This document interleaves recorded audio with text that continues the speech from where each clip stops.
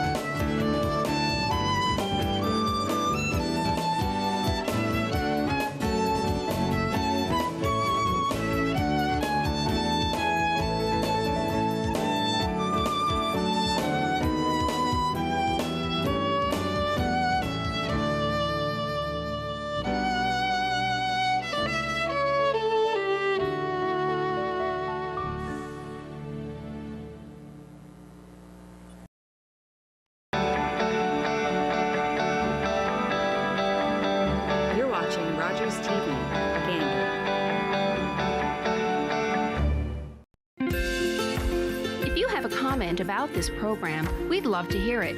Email or call us or send us your feedback through social media.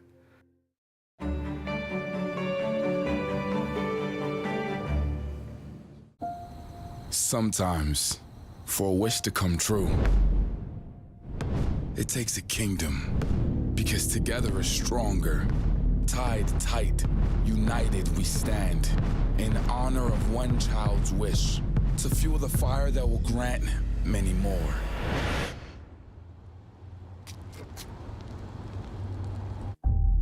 Join the kingdom.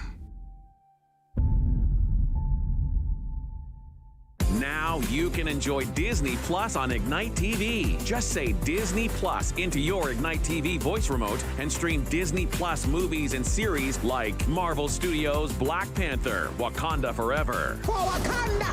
Star Wars, The Bad Batch. Real subtle. And Strange World. The world is so big. Upgrade to Ignite TV today and get 6 months of Disney Plus on us. Visit Rogers.com/Disney to get started.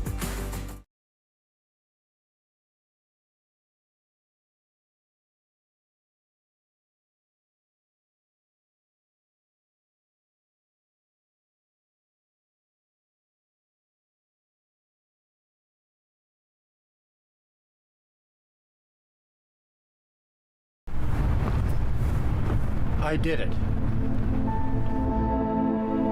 I need it.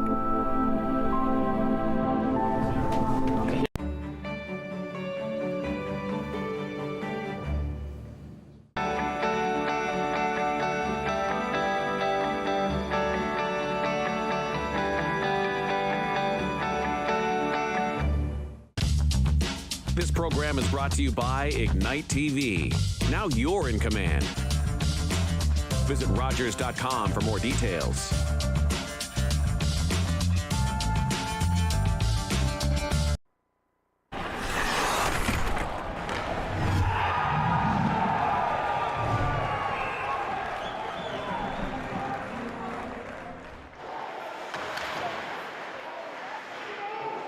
Ladies and gentlemen, welcome to Rogers TV live coverage of the Royal Newfoundland Regiment Memorial High School Hockey Tournament. We join the game between the Holy Trinity Tigers and the Gander Concords already in progress. We're about 2 minutes into the first. My name is Nicholas Hillier. I will be the color commentator for today. I'm going to throw it over to my broadcast partner, Cameron Gill, for the call. Thank you, Nicholas. We're joined here It should be a very exciting game between the Concords and the Tigers. Both teams picking up their first wins in their very first games of the tournament yesterday. The Concords picking up a swift 5-0 victory over their rival Ex-White Valley Eagles. The Tigers, on the other hand, coming up from behind on the Stephenville Spartans and picking up a brilliant 4-3 victory as their captain Jack Hopkins scored a miracle of a goal with 10.7 seconds left to win that one. And now with it is Quilty. Drops it back and the Concords pick it up and they're in the zone. That one's chipped in, but we're gonna get a call on offside, on that call. Now, I really want to talk about this Holy Trinity goaltender. This is Connor Roach. You know Roach all too well, Cameron. What should the Concords expect from a guy like Roach today? Well, I think the Tigers are very lucky. They have two really skilled goaltenders, Durant and Roach, but between the pipes today, Roach, just an amazing athlete, such a great goaltender. He was really solid all season long. Really can make a win for this team even when they're not playing at their best. So having him between the pipes is definitely an insurance marker for them. Now scrambling it along the boards. It's back to the Concords point, shot in, and they just go in. It's not in yet. A big scramble in front, Cameron, a little shoving match. 3 minutes in, the temperature already being turned up on this game. Referee David Hancock was in position. Hopefully we'll be able to get a replay. I'm not sure if we will have one. But we're gonna take a look here at this one now. It's there. I can't see it go in from this angle. Everyone's there, the referee in a great position to make that call.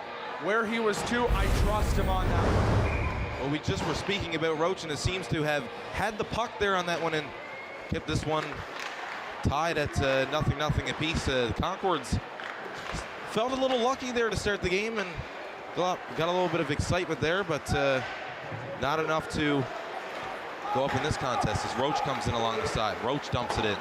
That was going to go off the Concord's net and it's ducked back down to the corner. Now Hopkins wheels it down to Nathan Hopkins. Centering it out front, and Jack Hopkins was there. He picks it over to Roach, who's going to look and take a shot. That was blocked out front, and the Concords are going to dump it. As the Tigers quickly striking back offensively to keep this one close. Shots 3-0 in favor of the Concords, however, with 11:28 left in the first period. Both teams coming out guns a-blazing today. Now, Holy Trinity still waiting to get a shot on net. Great opportunity here on this one. We go back, it goes off the post is what it does, and it goes right under the goaltender, Connor Roach. Concord's able to beat Roach on that one, but not able to beat the post as, fortunately, they aren't able to get up on the board. Now Hopkins is taken down there, and the Concords are gonna look to reset. Coming up down the left wing. Chips over. And Carter Parsons is there with it. Parsons had a brilliant game yesterday against Stephenville. We're going to take a look here as the Concords wheeling their way in, drops it back, shot on Roach, who makes another solid save. And that one's dumped back out. The Concord's defense are going to have to pick it up.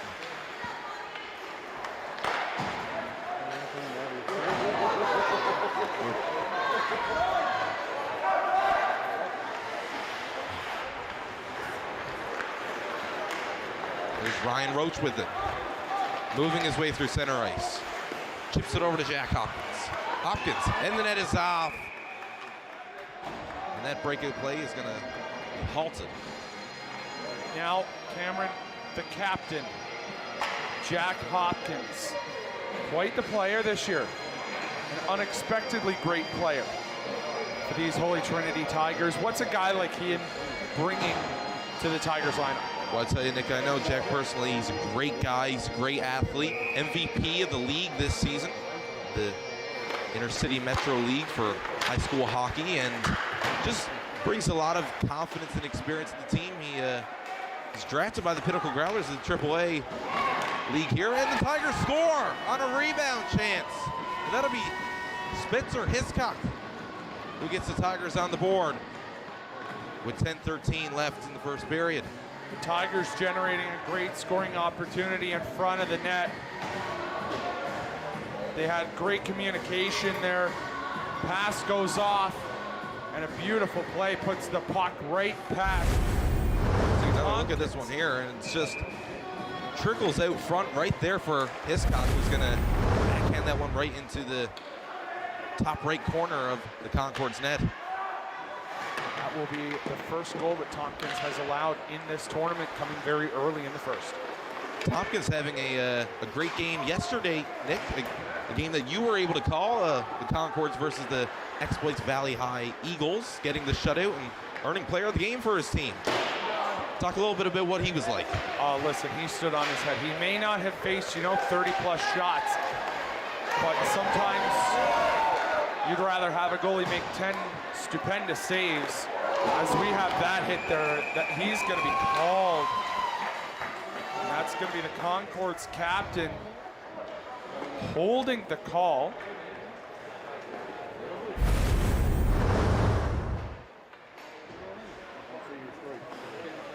I take that back. The penalty is actually holding Griffin from the Holy Trinity Tigers. I missed that, I gotta say. Is Francis Griffin gonna sit for 2 minutes or less? I'm gonna be honest, Nick, I thought that was gonna be Spencer Hiscock. It seemed like he was the one who engaged the play there, but it's gonna be Griffin who goes to the box for 2 minutes. So we'll get to see the Concord's power play for the first time this morning. Very lethal one in that. Tigers dump it out. Tompkins is just gonna hold that one there for the Concord's defense. And up there is Canning. Canning moving it. And we're gonna get a call for an offsides there on that one and get a face-off here at the blue line. See a nice hit here along the wall. And this is what I thought the penalty was gonna be. I thought that hit was the penalty, but it looks like Griffin had him held for the hit behind the play. A good call by the officials. Definitely, Nick. Concords win the draw. They're moving it in now. Quilty applies some pressure there and dumps it back out across the red line. Concords moving their way around. It's dumped into the Tigers zone. Slapped out there by Carter Parsons. Is held in at the line by Pinsent. Shot there, and that one saved by Roach. Tigers not able to clear it. And they send it right into their own bench. The team got a little bit of a scare there with 8:41 left in the first period. Great power play opportunity so far with only a minute in. These Concords pushing the Tigers, trying to get some shots on Roach, trying to get one past him. And Nick, we've talked about it a little bit in the past. The Concords, not exactly a whole lot of luck so far in this tournament, and not a whole lot of luck in their most recent history in high school hockey. They were, however, able to sweep and win the Concord Cup recently, and they're coming into this event with a lot more competitive edge.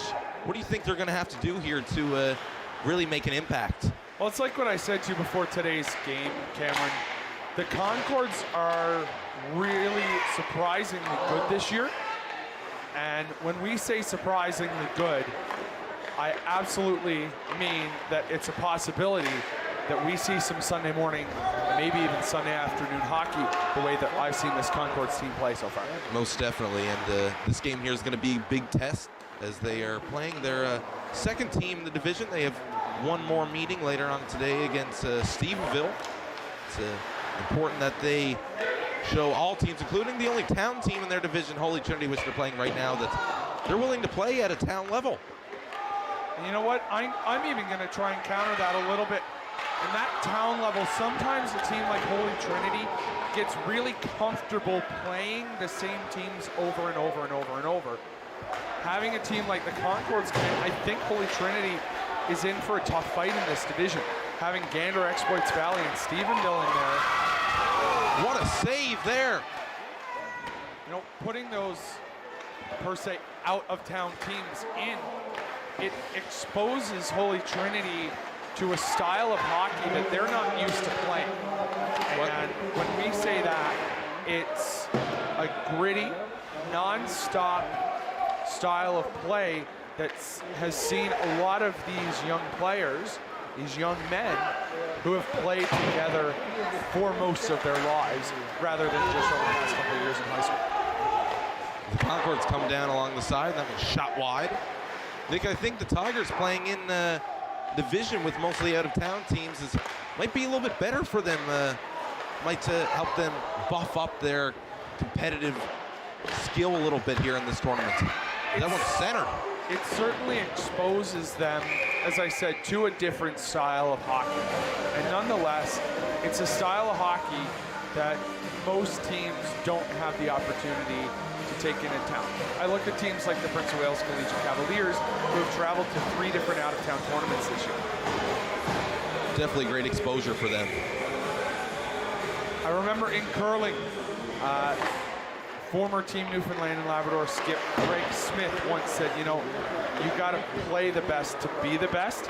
And I think for Holy Trinity, this is the case. They don't get the experience a whole lot with these travel teams, with the teams that have to hit the highway to play hockey in town or for Holy Trinity to leave. Nonetheless, I think this makes them a more rounded team, exposing them to a different level and a different style of hockey. Definitely a great start from the Tigers as they lead 1-0 with just 5:50 left in the first period as House comes down the side and shoots that one wide. He's digging for it now, and Alex Maynard's going to pick that up. Center's head on that one's going to hit the side of the net. Here come the Concords. Trying to move their way up, and it's picked up again now. House is just going to dump that one in, and I don't know why they're going to cover it. There's a little bit of delay and confusion there, it seemed, on that play, but nonetheless, the whistle goes. The referee, David Hancock, calling a delay of game penalty on the goaltender there. The Gander Concords head coach, very confused. You can see him animated on the bench. Tompkins had that puck covered for quite some time.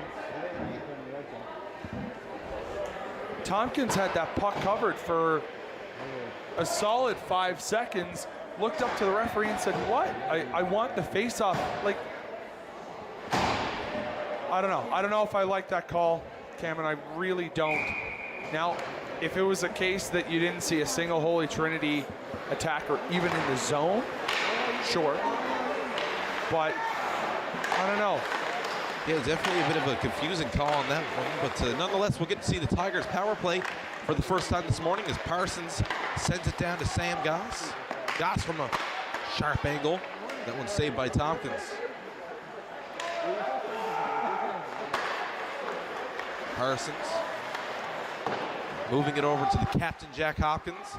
Hopkins finds Goss.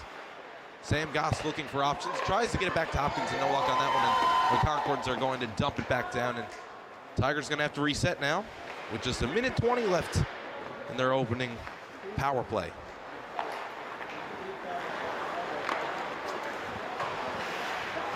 Not able to connect the pass there, and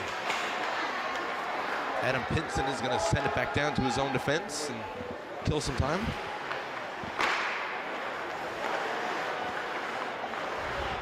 Sam Goss with it, sends it over to Hopkins. It's back to Parsons. Now Ryan Roach with it. There for Sam Goss again. Goss looking for options. Looks like that one's going to be sent into the Concords bench this time. Both teams getting a little bit more familiar with the puck, even while they're sitting down, Nick, it seems, in this game.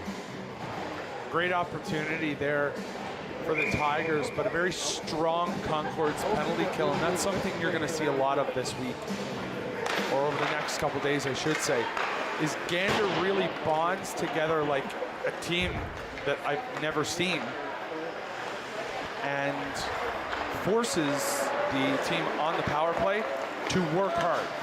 Power play goals can sometimes be seen as freebies. You're playing a Gander Concords penalty kill, you're going to be working for it. And right now, the Tigers haven't had the most luck so far in this tournament on the power play. They had a number of chances in yesterday's game against the Stephenville Spartans, but weren't able to cash in on any of them. Going up against the Concords now, it's definitely going to be an even possibly harder test for them, even on the man advantage. Tied up there along the boards, and Concord's applying some pressure as we're back to 5-on-5. And up comes Hiscock with it. And what a big hit out front there by Hiscock.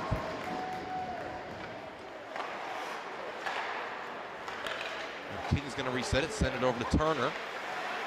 Turner looking for options, tries to center, and that's intercepted there by Kyle Barnes. Barnes is wiped out. I'm saying that's Zach Russell. We're absolutely gonna have that penalty there.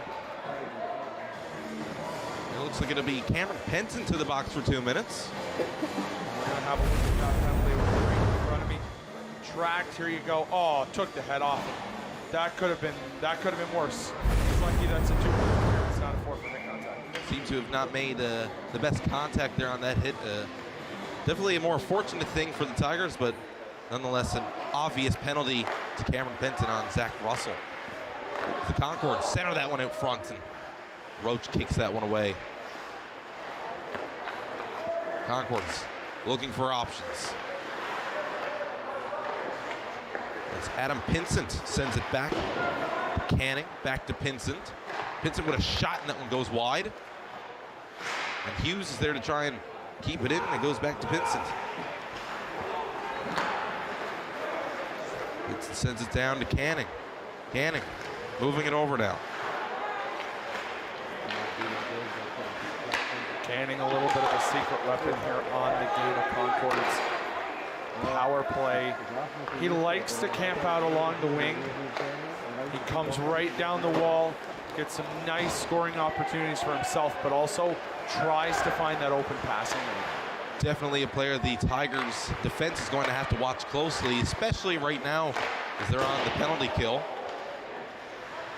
As Concord still maintain control, but Roach is going to tip that one by, and it's going to get into the zone, and the Tigers are finally going to be able to dump that one down to Tompkins. Now Hughes sending it up. It's over there to Yetman. Yetman fighting along the boards against Zach House. The Concords get it back to the point, and Hughes there with it. Back to Hughes.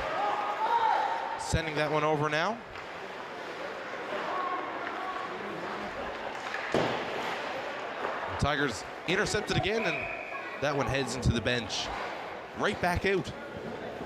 With the 1:12 left in the first period, the Tigers still lead 1-0. 12 seconds left on this power play. Nick, so far, how do you think the Concords have looked in this opening period of action here today? Very strong. They've mustered 6 shots on net, none of them getting past Connor Roach quite yet. I don't expect it to stay that way. Well, definitely, as we mentioned earlier, it's a great addition to the Tigers team having Roach on, and in games like this where you're playing very competitive and very challenging teams, it's important to have someone solid like that between your pipes. The Tigers try to move up with it, and Concord's gain control and send it back over. Now that one's centered. And then comes Linden. Linden with a shot. And that one almost beats Roach there. It's out front. And the Concords score. What did I say, Cameron? What did I say? It was a matter of time. The Concords having a great breakout play. Ultimately able to, as we're going to go to the Rogers TV replay, get that shot. Roach didn't see where it went. It's up in the air. He couldn't quite get a hand on. His own stick knocks it out a little bit, and I think that's going to be number 5, Zach Russell, getting credit for that goal. He seemed to have lost the puck and found it again, but it was too late as it was out of his reach, and Concords are going to have this game tied. Get set for the face-off. Hiscock is going to win that one and chip it forward. Hiscock dumping it into the zone now as he winds his way around and checks behind the net. Concord's trying to move it up there. No luck on that one. Penton's just going to tip it back into the zone. Nice hit there. Number 99 on the Exploits Valley Eagles, Alex Kellaway. Along the boards as the teams line up now for the draw. Now Now, with 18 seconds left, Cameron, before I throw it back to you, we're going to throw our viewers in Corner Brook over to Rink A for our coverage. The Royal Newfoundland Regiment Memorial High School Hockey Tournament over there. Thank you for tuning in. Gander, we will stay with you. A great chance there for the Concords as the clock winds down, and we're going to get an icing call with 3.3 left in the first period. Concord's really starting to find their feet and become a little bit more aggressive. Scary. There's, as you can see on the TV, Adam Pinson, the team captain, has been very impactful so far for the Concords, and currently playing AAA hockey with the Central Ice Pack. He wins the draw there, and it's out front. And the clock is going to wind out. And Nick, that's going to do it for the first period. Shots on goal, 10-5 in favor of the Concords. We'll be right back with you in just a few moments. Before we go, our scoring summary. It's going to be Hiscock putting Holy Trinity on the board.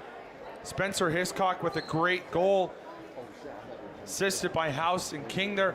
But Russell going to get credit for the Concord's goal late here in the first period. Assist going to be going to number 17, Reed Fowler. Number 12, Kalen Layden. Fowler having a great game yesterday as well. This Gander Concord's team, no joke, I'll tell you that. They have been lights out so far. 1 goal through 4 periods of hockey allowed. Pretty impressive in this tournament.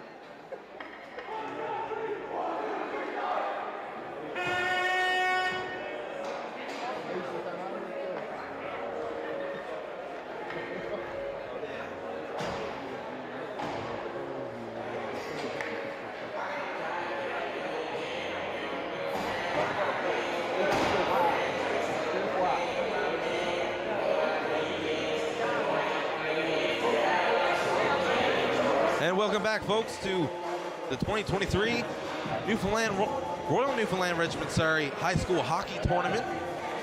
The Tigers and the Concords tied at 1 after 1. We're getting set for the second period here now as Roach takes the draw there for the Tigers. And the clock is running. Shots on goal in the opening period, 10-5 in favor of the Concords, who really came on strong there towards the end of the first period. You see tying up there along, it's going to be Nathan Hopkins who takes it. Now Ryan Roach with it.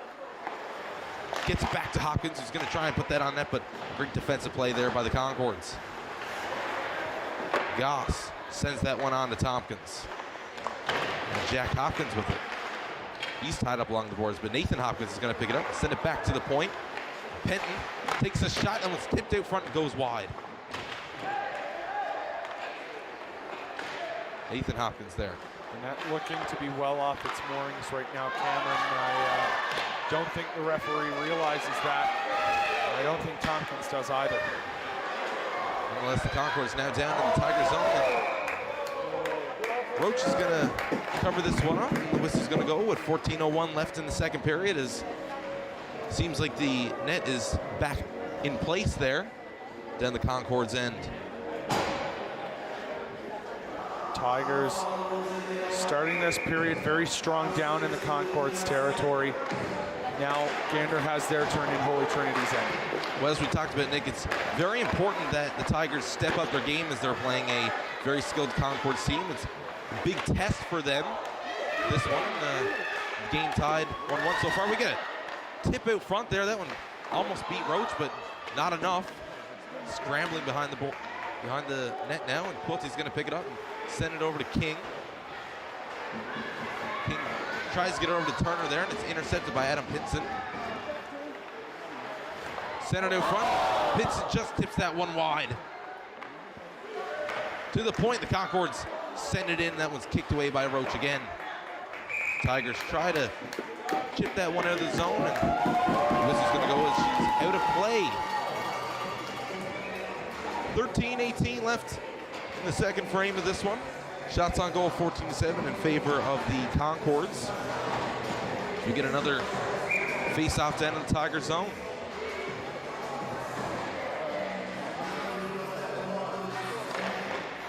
The Concords win the draw there on that one. Try to slap that one from the point. That was blocked by Coleman. Now Francis Griffin's going to have it. He sends that over to Uden. Coleman on the bench now, favoring his right leg, going straight to the coach's bench, talking to his coach after that blocked shot.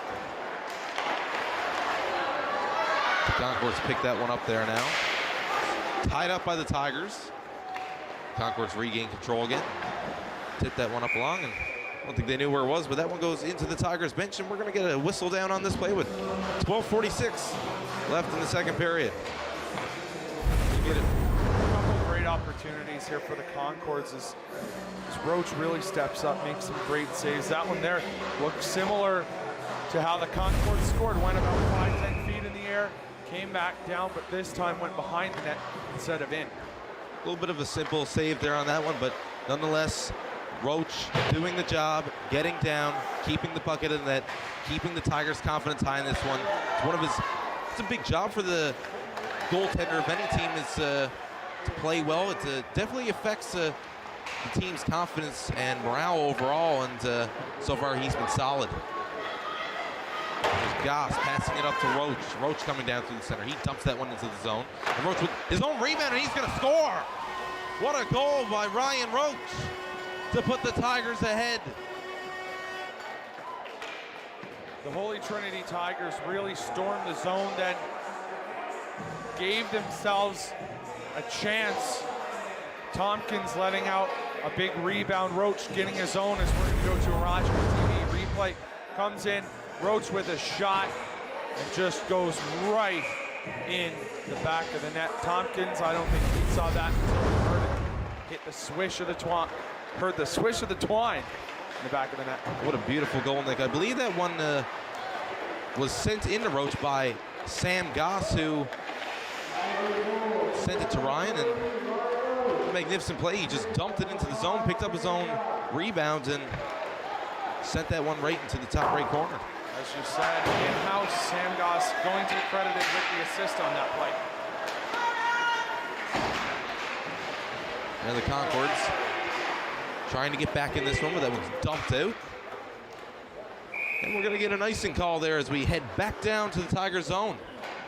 Now, we were talking before this game, Cameron, and I know said to you, listen, this is a strong Holy Trinity team. This is a strong Gander team. Both teams very underrated. I think this could be, and always has been, a sleeper pick for Game of the Week. Well, that's what you mentioned earlier, and you're definitely right on that one. A bit of a sleeper pick. As you can see, not that many spectators here for this one, but it's definitely two teams to watch for sure in this tournament. Both have been playing very scary so far, and bringing a lot of competitive skill to this tournament. And for some of the favorites to win, like the Holy Heart Highlanders and the O'Donnell Patriots, I think this division is going to give those two teams a bit of a run for their money, Nick, as the Concords enter the zone and try to loop that one around. They reset back to the point.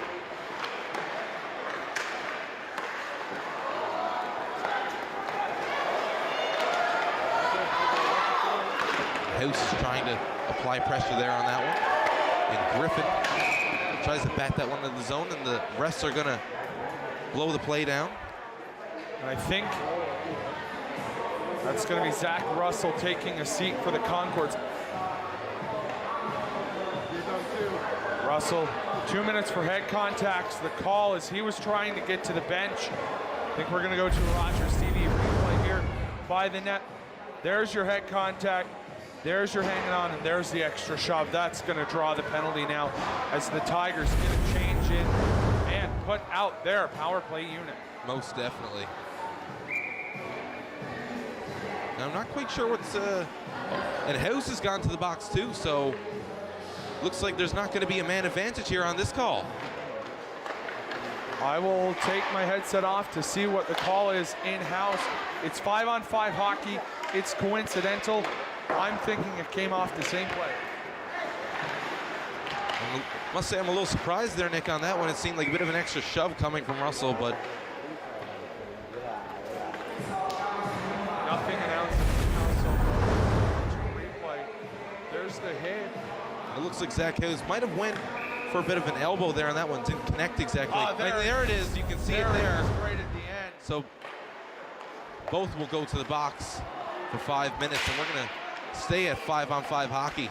Now, I don't know if I personally would have felt that that was 2 minutes each. One was 2 shots to the head, one a quick elbow after. I don't know, maybe 2-minute advantage, put both in the box, one with a 4, one with a 2. Nonetheless, still some exciting 5-on-5 hockey. Of course. And the Tigers fighting for it. Concords pick that one up and sweep that back into the Tiger zone. As Penton's there with it. He finds Evan King, tips it forward. Now Hiscock with it as he breaks into the zone, tries to put that one, he loses it. The Concords reset back the other way. Coming down the line is Canning. Michael Canning looking for an option there, didn't have it. As Uden tied him up. That one's chipped back into the zone by Evan Sargent. As Penton looks to reset there for the Tigers. Hands it over to Sam Goss. Penton. Now Uden has it. The Concord's control is it's Pinson. Tries to center it out front, no luck on that one. Where puck is going to head out of the Tigers zone. Sweeped back down there. A little bit of extra pressure there, Nick, from the Concords as they're trying to get back in this one. They've, I think, been caught a little bit off guard by the skill so far of Holy Trinity, who have really stepped up their game to play against them. Again, sleeper pick, 2 really underestimated teams in previous years. I remember the days, Cameron, back in my high school days, when you'd look at the Concords and the Tigers, not exactly as the strongest teams. I think both teams are proving that they have a great fighting chance this week. Definitely, both programs are growing on, and that one just goes through the crease. Tompkins caught out of position there as Holy Trinity tries to go back door. No luck as the puck just went right behind him, but not through the 4x6. Ryan Roach there, he gets it to Nathan Hopkins, back to Quilty, back to Hopkins. Over to Roach, looking for options, tries to center it out front. That one kind of bounces around Tompkins a little bit, and we're down the other corner. Now Carter Parsons with it, over to Roach. Parsons kicks that one over to Quilty, who sends it back down to Nathan Hopkins. Nathan Hopkins tries to center it over to Jack Hopkins, who now has control.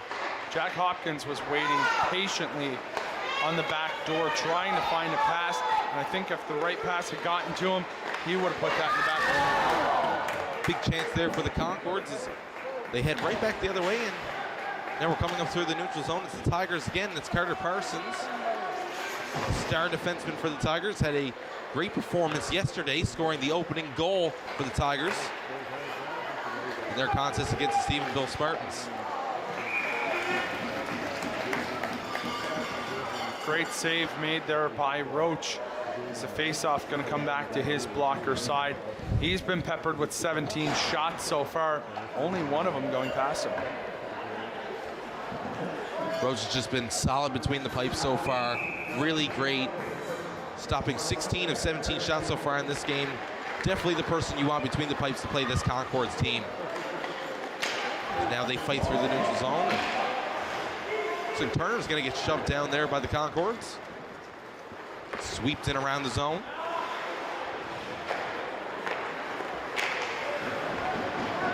Now Turner with it. Takes a shot, and that one goes right into the glove of Simon Tompkins, who has looked a little off his game so far. Nick has been a little bit shook up and caught off guard. Here's a replay just a few moments ago when the puck went through the crease right there. Great opportunity. I think he might have even been trying for the pass there, but just got too much of it, sent it sailing in the air, and ended up up on the other side of the net. This one's going to stay at a 2-1 contest for the Tigers with 6:50 left in the second frame. Maynard tried to center that one out front. And Griffin's caught off guard there, and coming down the side now is Layden. Layden with a shot. He had Russell out front, and no luck on that play. This is gloved down by Connor Roach. Both teams are going to have a looks like a couple words for each other, a bit of shoving there in front of the nets, and the Tigers are going to go for a change. 6:35 left in the second period, 18-10. Shots in favor of the Concords, who are trailing 2-1 to the Holy Trinity Tigers. The Tigers win the draw there on that one. Turner has it. Gets it over to Maynard. Kicked up to King, but now the Concords transition, head back the other way. It's Layden. Sam Goss is able to control that one. And a big hit down there in the corner, and the Concords are going to get a penalty, it seems. Charging the call from the referee, David Hancock. Hopefully we'll have a chance to look at that one, but the penalty going to be going to Gander Concord's number 44, Luke Kosh. Kosh came in, as you're going to see on the Rogers TV replay on your screen. Kosh came in right there. Yeah, Just hammered him out. And if it wasn't going to be the charge, he would have gotten called on the interference nonetheless. So either way, the Concords in the box now for 2 minutes, as the Tigers have a great chance to really take a commanding lead in this one. Minute 45 left in the power play, as Parsons tips it up there to Nathan Hopkins. Hopkins loses it, and Pinson's just going to tip that one. Adam Pinson's going to go for a little bit of a skate on that one. Carter Parsons beats him to it. Parsons with a nice move there along the corner. And Pinson intercepts that one. He's behind the net looking for options. Killing time. He's tied up now along the boards and digging for it down in the zone. Parsons picks it up. He sends that over to Jack Hopkins. Here come the Tigers on the breakout play.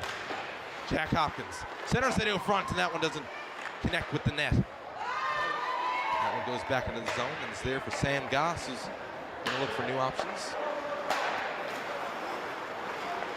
Minute left, just under a minute left, left here in this Tigers power play. As Hopkins tips it back to Goss. Goss over to Parsons. He fans on the shot there. Sends that over to Jack Hopkins, and what a save made by Simon Tompkins, who gets over there with the blocker to make a solid save. One of his best so far in the game, Nick.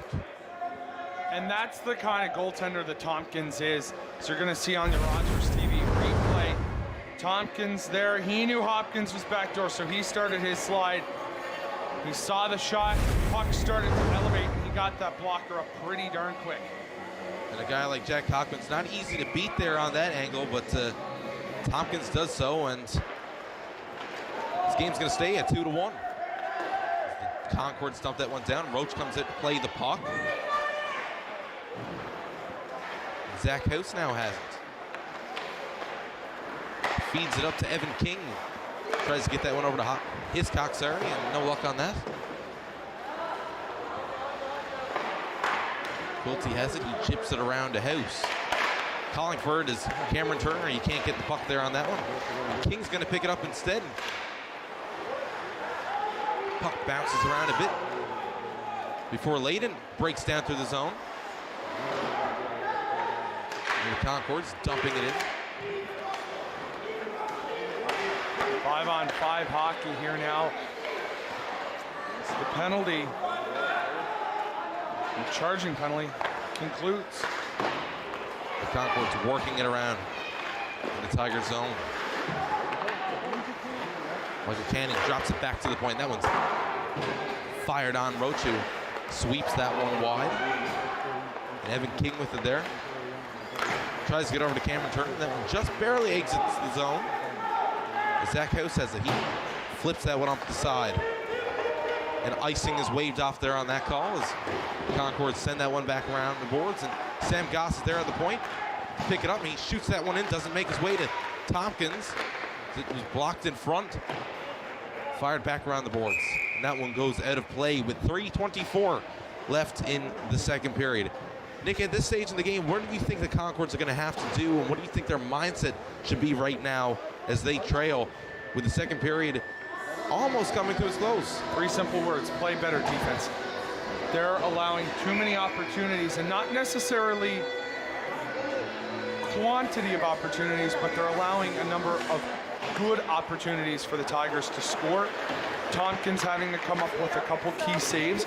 And you look back a minute ago when that puck went cross crease right behind him, the net was wide open. You had another shot there by Hopkins where the Concord's defense just let their goaltender down for a little bit, but ultimately they'll come back now. We still got 23 minutes to play. Of course. And I think with the Tigers team like this, who do have a couple of really key players like Ryan Roach, like Jack Hopkins, giving them opportunities, especially on that level, just is completely unacceptable for the Concords, and they're going to have to do a better job defensively. Especially when one of those men who you're going to leave open on the back door was the Metro High School Hockey League MVP. That's right. Tigers captain Jack Hopkins. We see Penton now. It's taken along the boards as the Tigers try to keep it in the zone. Tied up there, I believe that's Alex Maynard who's down.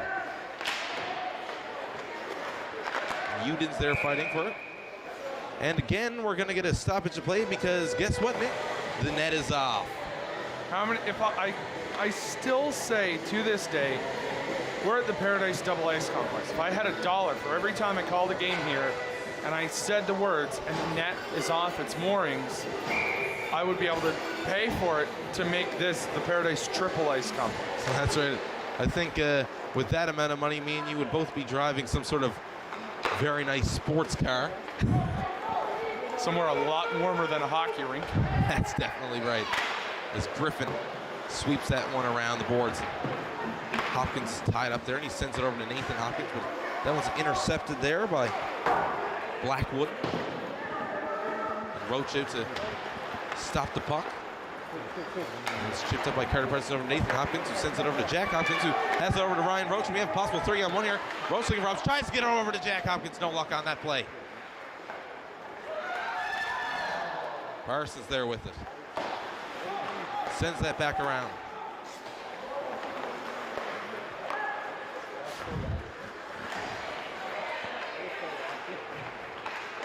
Great chance here now for the Tigers.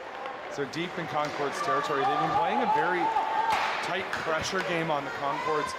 And again, it kind of, you look at that town versus outside the overpass style of hockey. And, you know, that's the kind of hockey the Holy Trinity brings, is that really aggressive, constant, nagging net front presence. But for Gander, they're relying on their team chemistry and a lot of skill and depth scoring as well. Well, 4 great lines for the Concords. Tigers putting up a great offensive and defensive set of lines, but that was going to get flagged down for offsides, I believe, with 41.7 left in the second period as we get ready to wind down here. Don't go anywhere at the end of this period, folks. We will have a scoring summary. It'll just be 1 goal. And then we will take a break as the ice gets flooded, and we'll be back for the third period. That's right. It'll be 1 goal unless either the Concords or Tigers can come up with something special here in the final 41.7 left in this second frame. The referees and linesmen had a brief conversation. They're not sure what it was about. Nonetheless, we're ready to get back underway.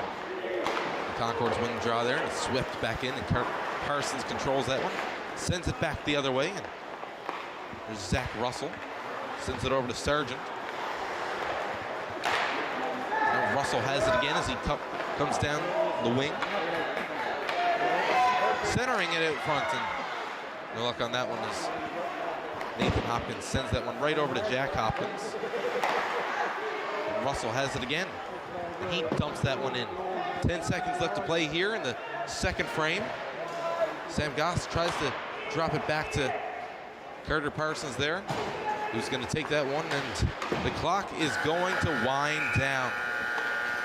That'll do it, folks, for the second period. We'll have your Rogers TV scoring summary here now. It's 1 goal on this one as Roach going to pick up the goal on the assist from Goss.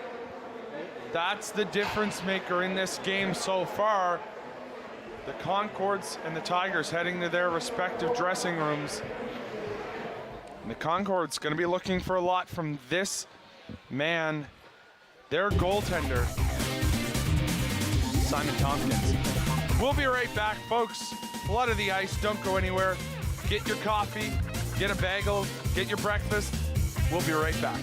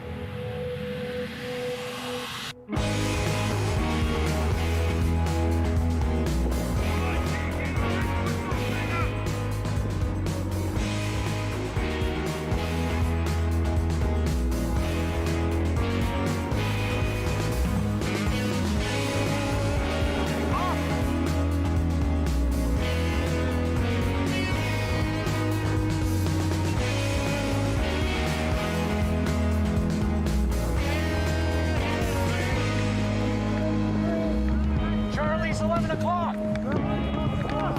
Charlie will take the enemy. Team, team, team.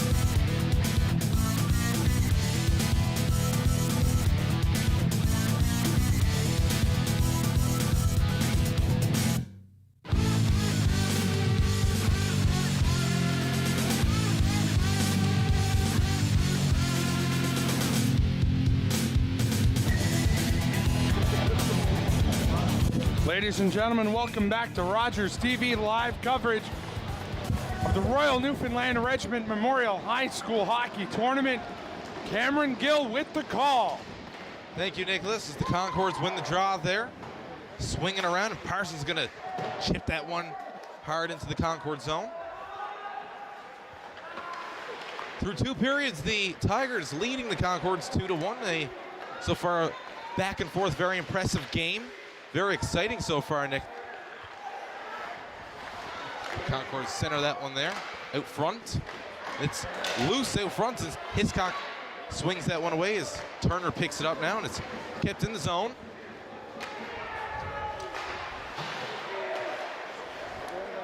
And now it's Quilty to chip it up. Kept in the zone by Sargent. Could make the pass there to Parsons, and it's tipped off, but here's Turner with it. Turner getting it over to Evan King. It's chipped around to Layden. Now Koish is going to go after it. Parsons picks it up. He finds Hiscock, who just chips that one forward. Falls down. Now the Concords are controlling in their own zone.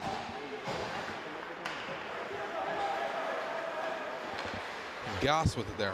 His shot is blocked. He keeps that one down in the zone. That one goes too far for Hiscock, who's not going to be able to get that one. And now it's out front. We have a possible chance here. Centered by the Concords over to Pinsent. The puck is loose, and Pinsent's behind the net now with it. Pinsent looking for options. Centered out front. That's a great defensive play there by Goss, and play is going to get whistled down, it seems. I believe there's going to be a penalty on the Holy Trinity Tigers. Who's heading towards the box? Looks like it's number 6. That'll be Cameron Penton, who's in the box for 2 minutes. We're going to get the call here now in a second.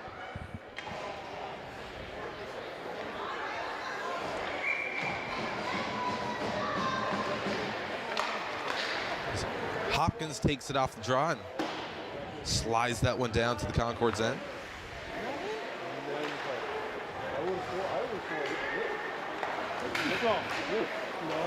Pinson tried to get that one there, and Parsons chips that out again.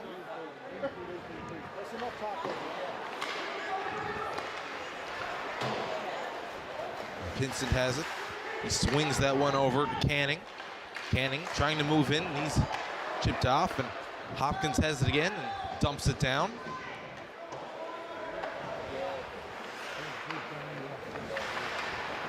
And surprisingly, the Concords on 2 power plays so far in this game have only been able to get 2 shots and haven't been able to cash in yet, as seems like the Holy Trinity defense on their penalty kill has been very effective so far.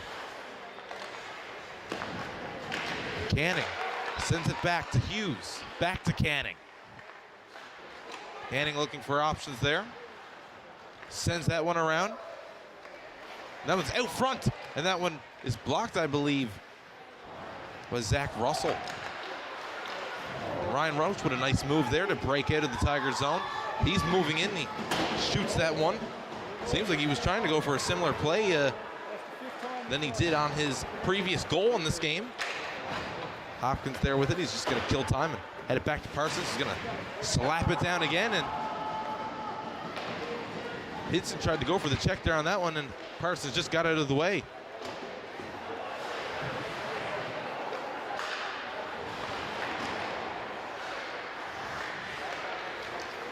On the point now are the Concords. Hopkins again chipping that out, and Roach finishes it off. Pinson back with it in the zone. Picked off again by Jack Hopkins, who tips that one out to Cameron Turner, who's gonna, oh, he couldn't get the puck on his stick perfectly, and the break is diffused, and Nathan Hopkins takes a big hit there. Slashing the call as it looks like Turner is going to be sitting for 2 minutes. I'm not sure there on that one, Nick. I believe did he slash the goaltender on his attempt to regain the puck? We might have a chance at a replay here. The Holy Trinity coach, their bench staff, kind of wondering what it is. A little bit of confusion there, it seems. So you'll see some body contact here on the top left. Just A great hit, but that's not the call. The call going to be down behind. That one really confused me, Cameron, I got to say. Yeah, it's a bit of a weird call there, but nonetheless, body contact against Cameron Turner. He's going to be in the box for 2 minutes as the Concords back to work again as they're 0-3 now on the power play. You see that one sweeped out there by Nathan Hopkins. Well, first you have that early delay of game call against Hopkins. Then you get a charging call, not a call you see all the time. And then that. It's definitely a much more physical game here today, and good few more calls. And what a pickoff by Nathan Hopkins, who, oh my God, he doesn't score on the play. And what a missed opportunity there by Nathan Hopkins as the Concords run into a miracle. And they head back the other way. The fans are in shock here now in attendance as they can't believe what they just seen. Excuse me while I go pick my jaw up off the floor. A great opportunity for Nathan Hopkins, but just, wow. Wow. What a disappointing moment there for the Tigers, and what a relief, I'm sure, for the Concords on the bench. The Concords thought that one for sure was going to be in the back of the net, an easy tap in.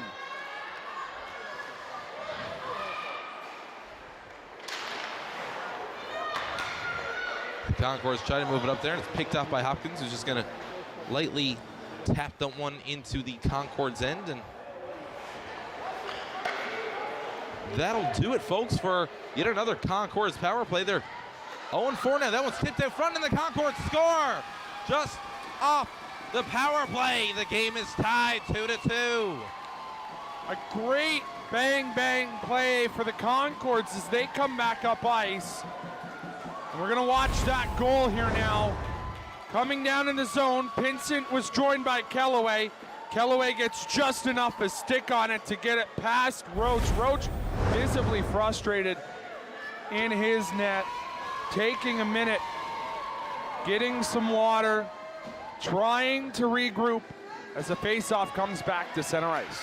Just a perfect play there by Pinsent to wait it out. Knew he was gonna have the lane once he got around the Holy Trinity player.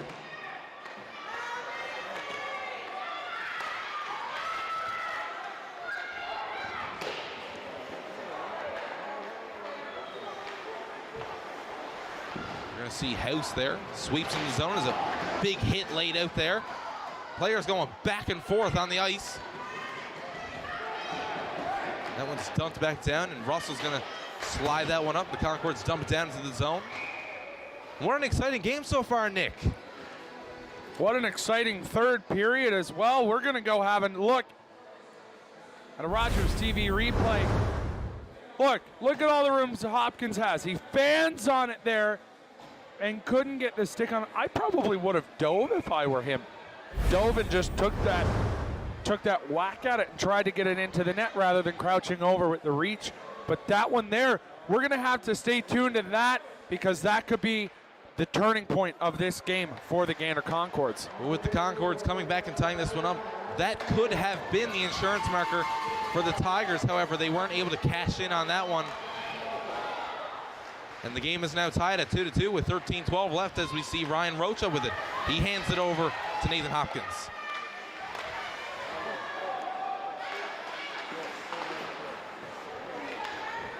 The Concords moving it up now. And sent over. And Quilty there, tie them up. It was chipped back in the zone, and Carter Parsons is going to go after it. Parsons looking for a passing opportunity. He finds Jack Hopkins, who sweeps it up, trying to get to Nathan Hopkins. Ryan Roach has it there now as he comes down through the neutral zone. Spinning around, looking to reset. Hands it over to Carter Parsons. Parsons gonna go for a little skate. Gets it up to Nathan Hopkins. Back to Parsons. Couldn't get in for the breakaway. And he's hammered into the boards by 2 players. Nathan Hopkins controls it. Sends it back down to the Gander zone.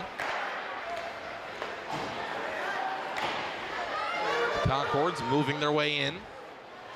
Tipping it out front, and that one's gonna be covered by Connor Roach. Nick, at this stage of the game now, the game is tied 2-2. Just over 10 minutes left, 11:52 left into the 3rd period. Anything can happen at this point, and both teams have to be on their game. What do you think we're gonna see from both clubs? Both teams need to pick up the pace of play. It's been a fast game, but neither team is outpacing the other. I mean, you had a massive break there from the Tigers.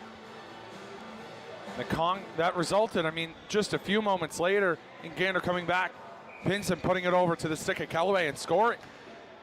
So both teams needing to turn up the pressure on each other. And ultimately, I know the shot's 24-12 in favor of the Concords, but Holy Trinity wants to win. They need more shots. The Concords need more goals. Shout out there to Callaway. His sister Maya Callaway also participating in this tournament on the Concord's women's team, who are in action later on today. So we see Coleman chip that one into the zone. And there's Russell with it, trying to find his way into the slot. Can't get that one. There's going to be a delayed penalty to the Gander Concords now as well. The referee has his hand up. We'll see what it is. The answer is 2 for head contact. And heading to the bench is going to be Zach Russell, who's going to be in the box now for the next 2 minutes. And we're going to see yet another Holy Trinity High School Tigers power play. 11:06 left in the final frame.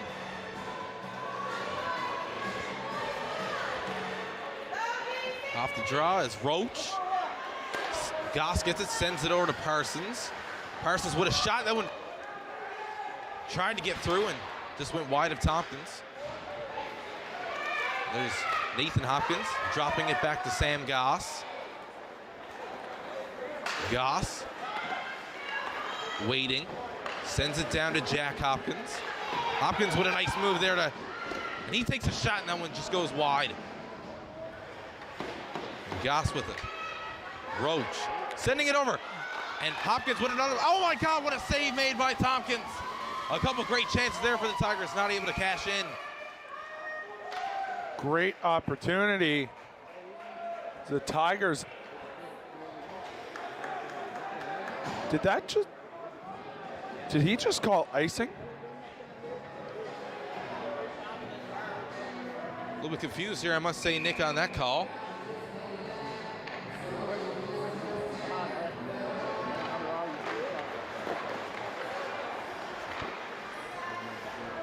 Now Roach has it. He drops it back to Jack Hopkins. Sends it back over to Roach. Roach down to Sam Goss, who's deep. Nathan Hopkins back to Sam Goss. Goss there. And tries to get, oh my God, that one just goes wide of the net. Another brilliant chance there for the Tigers, not able to cash in with 45 left on the power play.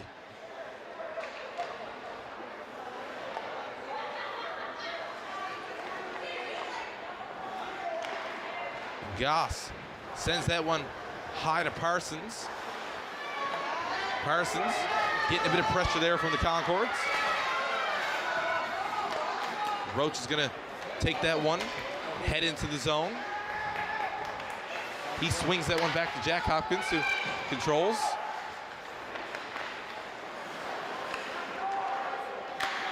Hopkins, and Grouch sends that one all the ways over, trying to find Quilty. Couldn't do so, and Parsons is going to keep it at the line. Swings that one around, and Jack Hopkins in the right wing. What a move by Hopkins. Drops it back to Roach, takes a shot, nice save made by Tompkins. And we're back to 5-on-5 here as Russell comes down the side, out of the box. sends that one in. Quilty's able to pick that one off and send it back to Parsons. Parsons, nice spinny move there. Sends that one up to Turner. Tipped in by the Concords.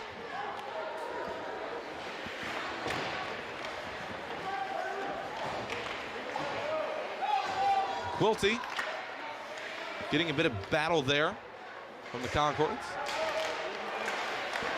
And Canning still controlling the puck. He fires that one on. That one goes wide of Roach. Another fire chance. That one's blocked away. And Canning with a big chance here and looking for options. Centers it out front, and that one doesn't make it through. Roach was knocked down. Back to the point. That one's tipped their front, and the Concords have scored. And they have their first lead of the game. A great shot there from Paul Hughes from the point, leaves it there, as I believe it's going to be Luke Kosh. Kosh with that in front, much to the delight of the Gander faithful. As we go to a Rogers TV replay, the shot coming in there. Kosh just getting around, putting it past the goaltender, Connor Roach. Concords lead by 1, 8 minutes to play. Just trickles in there, just a tough break for Roach, who couldn't have done much more on that one, as he tries to get over on the play and isn't able to. Things are getting interesting here today, Nick. That one's gloved down by Tompkins.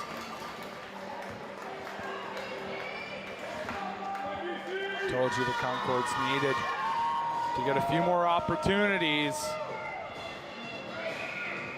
And that was a great opportunity, a nice passing play.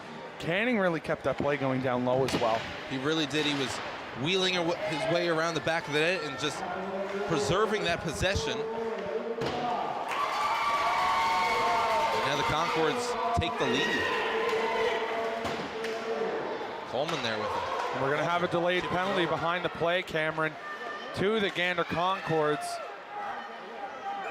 The Concords just fire that one out. I believe that one goes into the stands as we head back down for yet another Tigers power play. Interference, the call, as Gander Concords number 5, Zach Russell, goes back to the bench. Russell with his second penalty of the game. Could almost make the call that that penalty box is turning into his own personal bench. That's right. Big chance here now for the Tigers. They win the draw. Parsons with it. Parsons over to Hopkins. Hopkins takes a shot. Good save there made by Tompkins. And Goss is there with it. Goss, he takes a shot. That one save made by Tompkins. Oh, just barely went out. And Goss almost was able to keep that one in. The puck bounced out, and now it's all the way back down. And Parsons sends it over to Goss. Back to Parsons as the Tigers look to reset. And Parsons going in along the side. And he's picked off there by Pinsent. As Goss controls again. Tries to get it over. And no chance there. And Pinsent almost had an opportunity there as he drives that one down along the board. A huge missed call there as the stick was used to fish hook the opportunity. One of the Tigers just fish hooking the stick. The Concords attacker. Really tough to miss that play, and the Concords really needed that one. Definitely did. That could have escaped them out of this possible scoring opportunity for the Tigers, who will remain on the power play. Shot there made by Parsons. Quilty has it, looking for options. He sends that one on, that one goes wide. And Roach with it. Roach takes a shot, that one goes off the mask of Tompkins, and we're gonna get a whistle down play because of it. 20 seconds left in the Tigers power play. Have a look at that interference penalty here. Oh, if he didn't throw that shoulder and just continued with his flow of play, wouldn't have been a penalty. Getting that shoulder high, the Tigers player, yeah, that's gonna make you sit for 2. Definitely not a smart play there by Evan Russell. Zach Russell.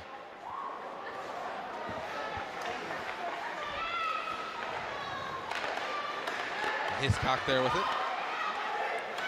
Your out-of-town scoring update. Marystown taking a big game over Cornerbrook 2-1 in overtime. That's going to be one of the women's games. And over here on Rink B, we're back to 5-on-5 action. Both teams are tied up down there along the boards. Hiscock tries to center it. Penn gets it back to the point. Fans on the shot there and recovers by dumping it down into the left corner. Hiscock there trying to get it out. Both teams are digging for it. Turning into a rugby scrum in the corner now. It's moving like one too. Puck is loose. Tigers control and drop it back. And it's back to the point there. I believe Quilty tried a shot in on that one and wasn't able to get that one past. Hiscock back to Quilty. Fires that one on and that was blocked just in front of Tompkins. Quilty there with it. There's the Concords. They chip that one around and Penton's there with it. Coleman, he slaps that one along the boards. Turner's gonna go after it. And he breaks it into the zone, but loses control there on that one. And now the Concords with a 2-on-1 call. 2-on-1 play, very possible. Connects it over, and that one just barely goes wide of the net. They weren't able to cash in on that great opportunity.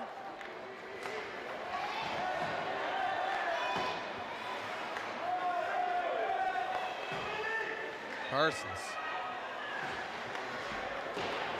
Goss.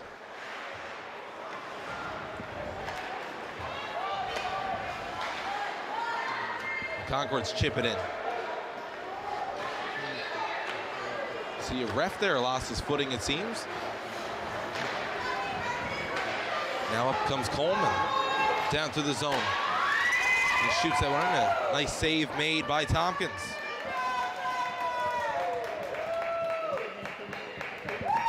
Some great play here now. So the Concords opting for a change. Both teams get some fresh legs out on the ice. 3:21 to go. Shots, the discrepancy now only by 4 rather than by 12. The Tigers seem to really be putting on the pressure here, trying to get back in this game, which they led for a majority. Concord's really striking hard here in this third period. There's Parsons with it.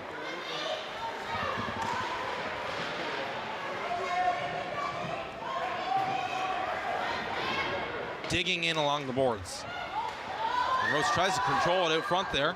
He loses his footing. Nathan Hopkins from the point. And where is it? The puck is loose.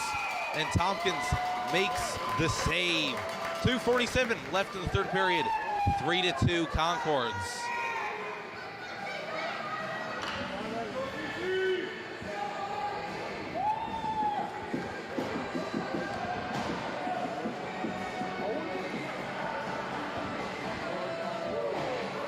So we're going to have a quick timeout. We'll be right back here in about 30 seconds.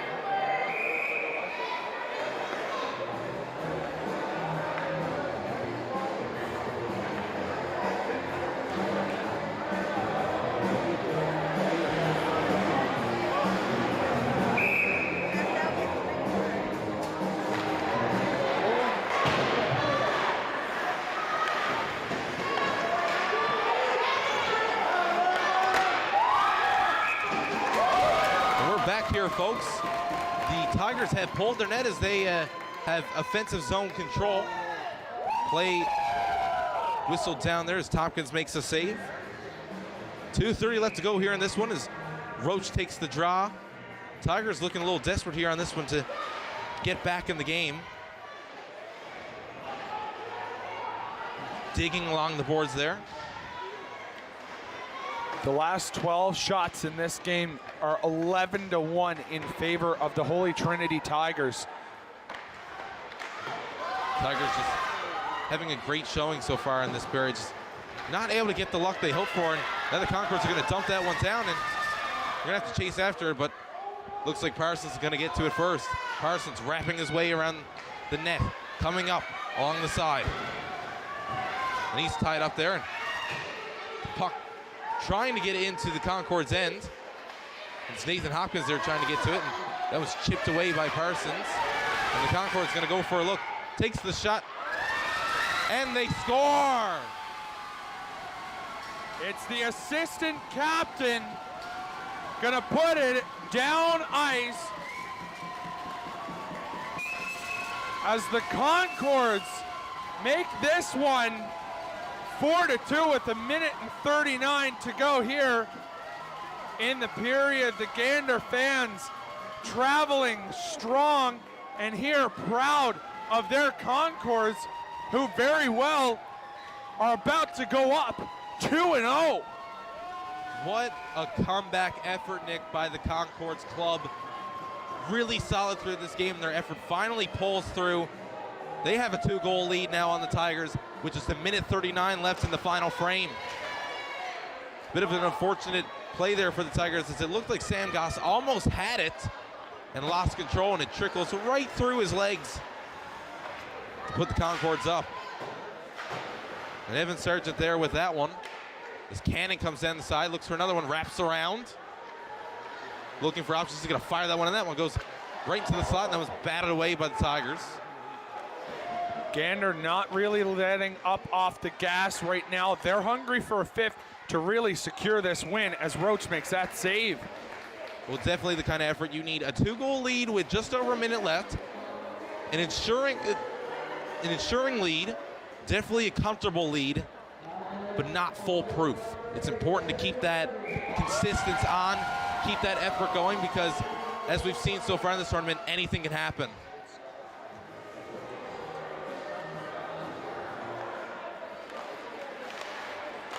The Concords win the draw on that one as we enter our final minute of play, and the slapped from the point, and they score! No goal is going to be the call. It's a high stick from Pinson, as Pinson thought he had his stick level with the crossbar. We're going to go hopefully to a replay on that one and see if it was above the crossbar. Faceoff will come outside. No video replay for these officials in the game, so they're not quite able to do what we can up here, but nonetheless, I do think that was definitely a high stick. As that one sent into the Tiger zone, and as the clock winds down here, and Hiscock is after it. They're battling for it out there. Tigers looking for some life here in this one. Griffin from the point shoots it, doesn't get it, and House just barely misses that one, as we're down to 25. And Hiscock has that one, and he's hammered out in the neutral zone. What a beautiful hit by Kellaway, as the goalie's gonna play a quick passing game back and forth. But Cameron, I'll let you say it, 5 seconds. And that is gonna do it, and the Concords improve to 2-0 here at the 2023 Royal Newfoundland Regiment High School Hockey Tournament. 4-2 the final score. 4 Gander Collegiate Concords, 2 Holy Trinity High School Tigers. Very strong game for this Gander Collegiate team. Now, I want to reiterate this so much. When picking the 3 stars, it is really tough, and Gander made it even tougher today. their players. As you see here now, we have the 3 stars, but you know, they really played as a team. Sargent being awarded the 3rd star of the game. Roach, though, 2nd star. Fantastic effort. Nonetheless, Michael Canning, number 9 from the Gander Concords, will be named today's 1st star. We're going to head down to ice level, but before that, I'm going to hopefully see if we can have a look at that goal that was waved off, if we have that replay. And here it comes, the Rogers TV replay. Pinson right in front of the net. Oh, absolutely a high stick. Great call by the official. Pinson thought he had it flat. That was about as flat as Mount Everest. A great tipping play there by Pinson, but unfortunately just too high, and the Concords are going to have to settle for a 2-goal lead to take this one.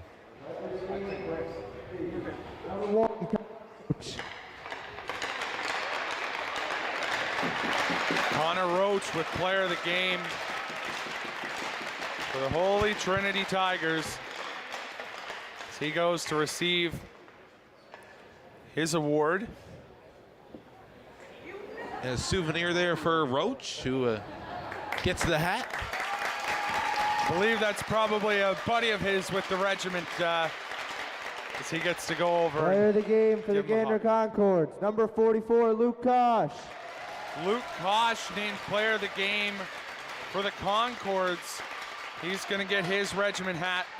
I believe the winning goal went to him. Indeed, it did. That little wrap around the push in front. As both teams going to head down their respective tunnels. We're going to go to the scoring summary. Cameron, take it away. And it looks like Hiscock's going to have one picked up, but Russell in the first period got one back, and that's your first period scoring summary, sorry.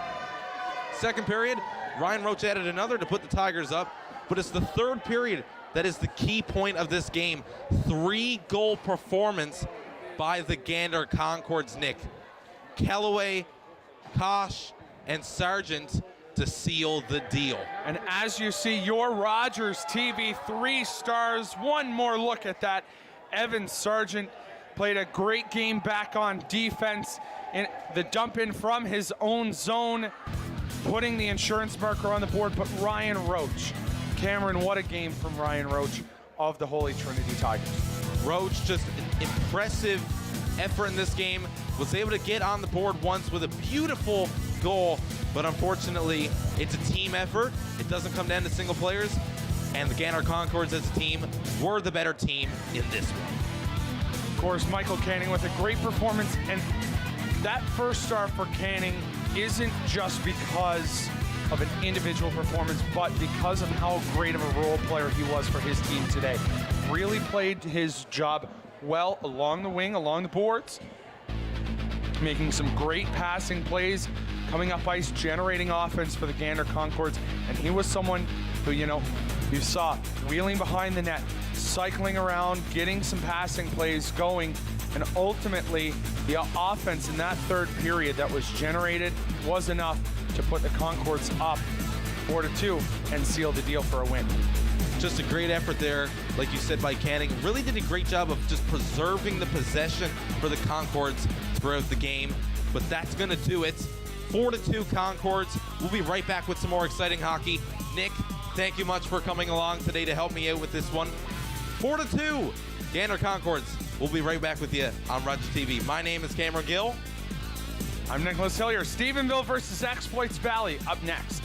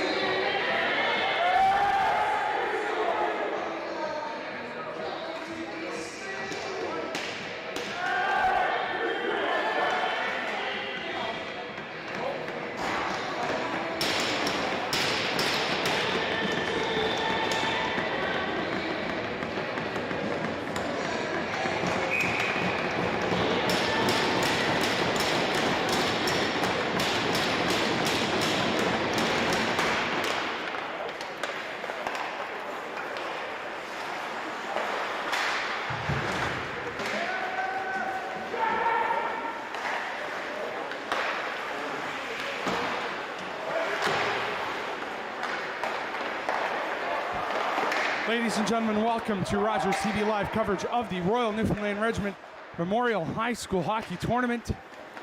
We are underway between the Stephenville Spartans and the Exploits Valley High Eagles.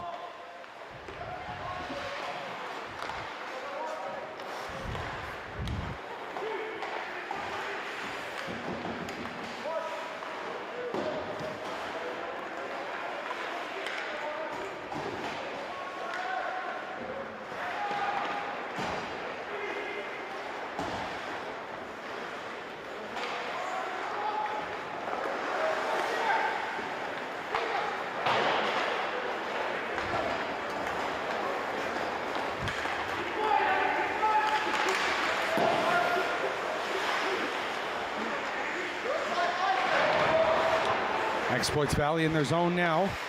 Shot there is going to come from Strickland.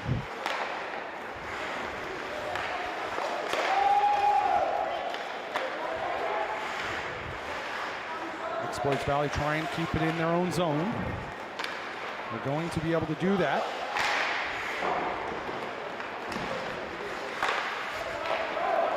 As it comes back out. Stephenville on the attack. Calling for the pass there, and a save by Hedges.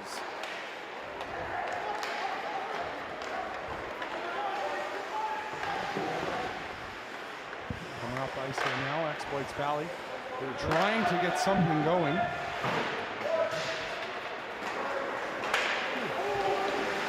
that one goes off the official. Clearing attempt from Evan Heffernan.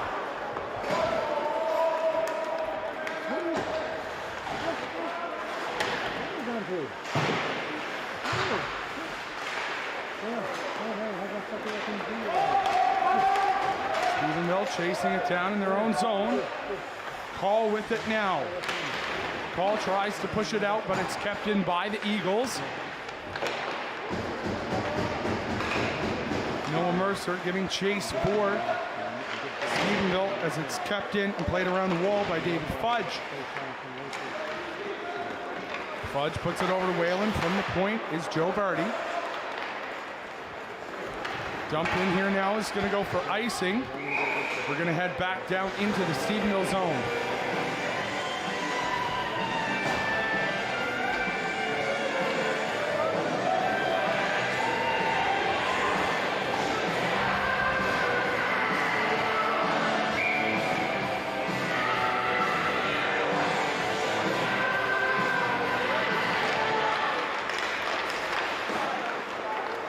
Shot there, save made by Bellabo.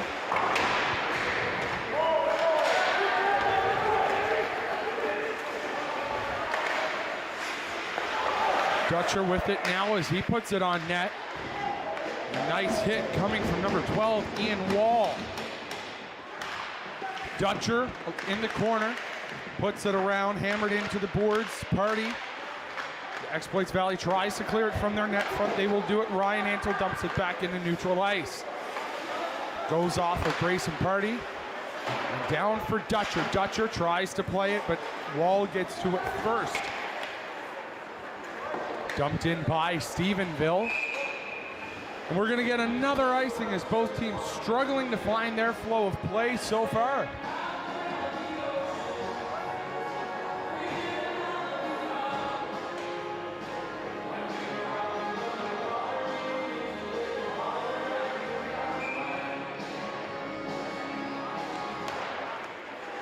Face-off won by the Eagles. Harnett with it now. Up to the point for Wall. Wall backhands it in. Ben Cameron in the corner, joined by Harnett. Harnett can't hold on to it, goes off the stanchion and into the slot. It's going to be a 3-on-2 back the other way.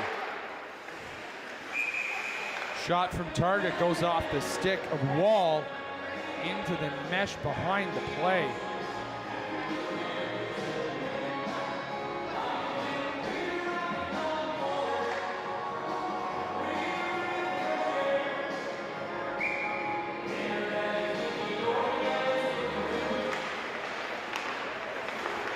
Face-off won by the Spartans, save made by Hedges.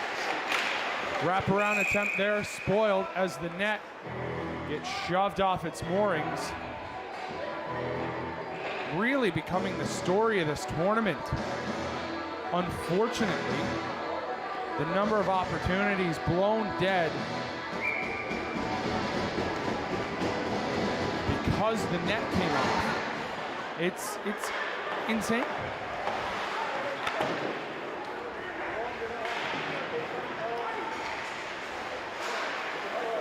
Exploits Valley tries to get it out. It's kept in by Liam McIsaac. McIsaac around the wall for Griffin Simon.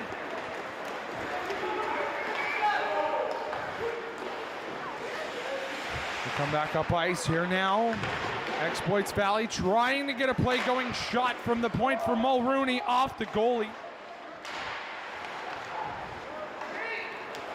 Stephenville rushes back the other way. Simon puts it on net. Hedges makes the glove save.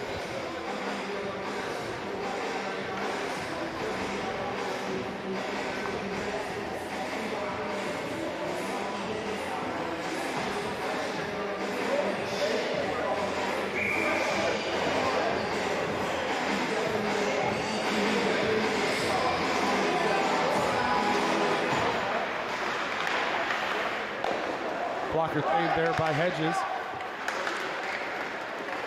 The Exploits Valley Eagles come back the other way.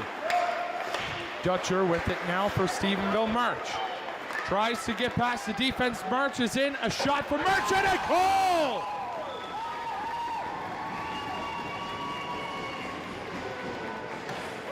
Ethan March puts it up. High glove side on Hedges. We're 5 minutes in. It's 1-0. He's in there. The Exploits Valley player almost loses an edge. And a beautifully placed top shelf snipe.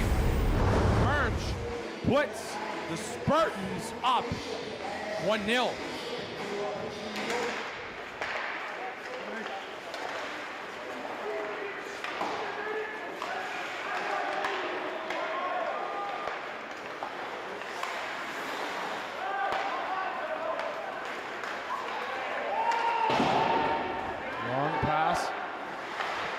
Almost taken there by Dutcher. Dutcher in along the wall. Wall is going to pick it up. Wall dumps it up. It's off the ceiling. And that's it.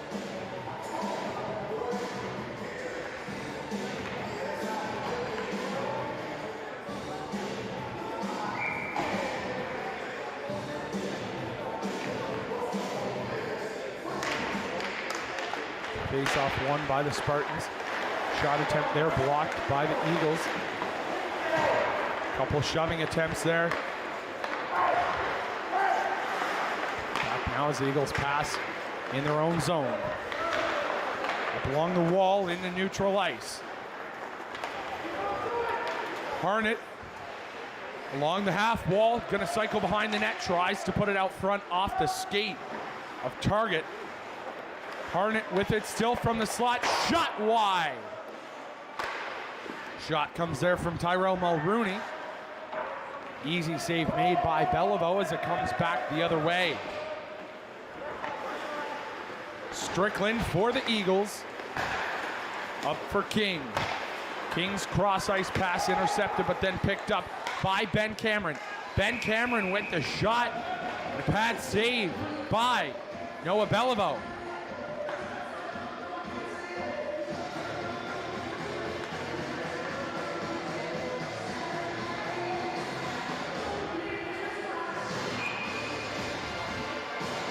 Face-off coming blocker side now.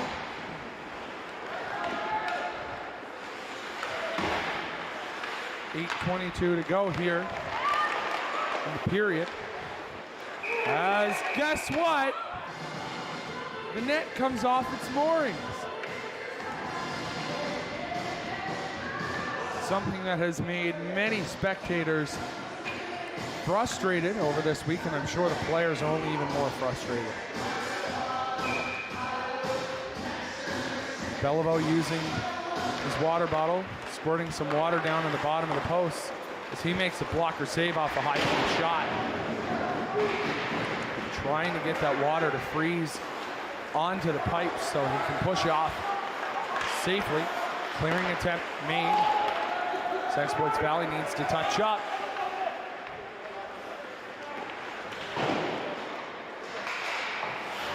In the zone now, Fudge turns it over to Simon. Back for the Eagles. Shot from Bone. Goes wide of the cage and around the corner. Intercepted there by Dutcher. Can't quite get it out. It's kept in by Oldford. The Exploits Valley players struggled to make that change.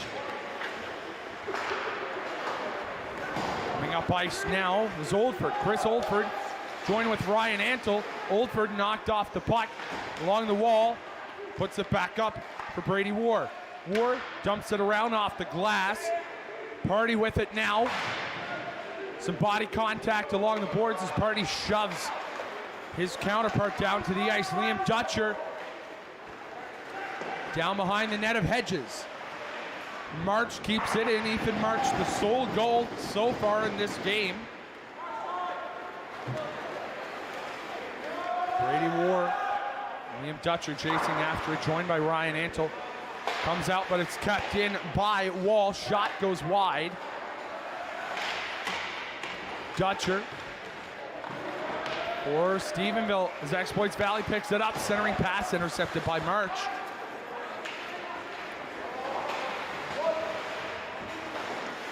Oldford clipped by March as he attempted to go across the blue line. Oldford with possession now, pressured by Liam McIsaac. We have our out-of-town update, or, over on the other ring. As Discovery Collegiate leads the Gander Concords 7-0. That is the female Discovery team leading the female Gander Concords 7-0 with 2 minutes left in the third. Blanchard cycling in behind the net, takes the shot on net about 5 feet too short. Kept in the zone by McIsaac. Ryan McIsaac, as there's going to be a penalty on the play, and it's going to go to Exploits Valley. Tripping's the call, as the Stephenville Spartans will get their first power play of the day.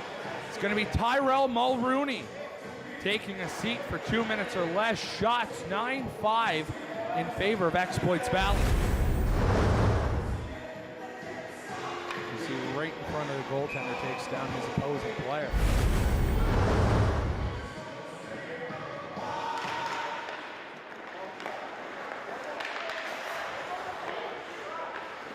Shot there, blocker saved by Hedges. There to retrieve, it's Noah Blanchard.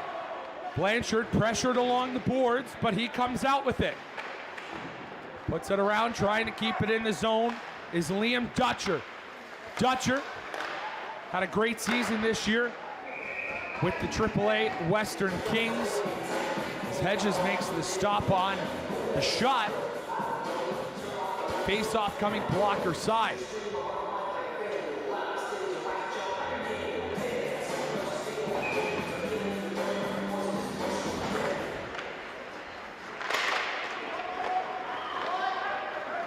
Dutcher almost hitting 50 points in less than 30 games this year with the Western Kings.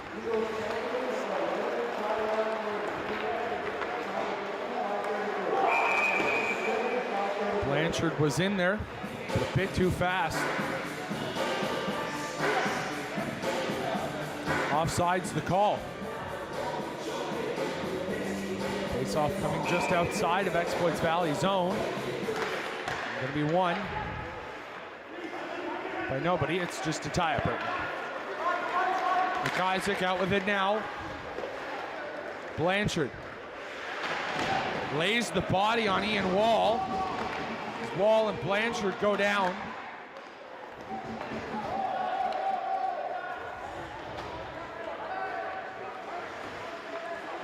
Stephenville looks to slow the play down, regrouping now, trying to break out.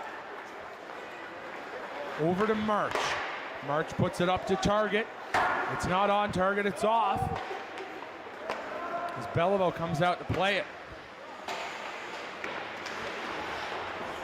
Half a minute to go in the penalty to Tyrell Mulrooney.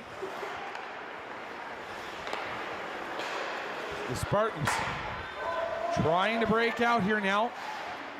Struggling to get some offense going. That's dumped in. They're going to be offsides. They tag up 10 seconds to go.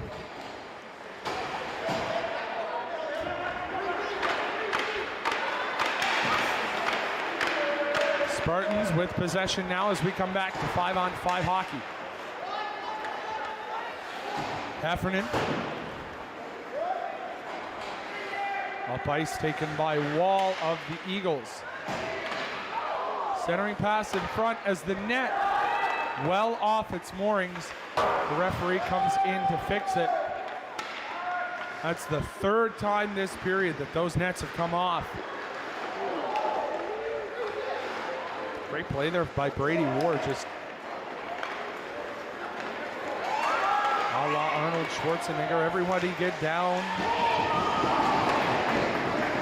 Exploits Valley looking for a hooking call there. They're not going to get it, and they're not going to get icing either.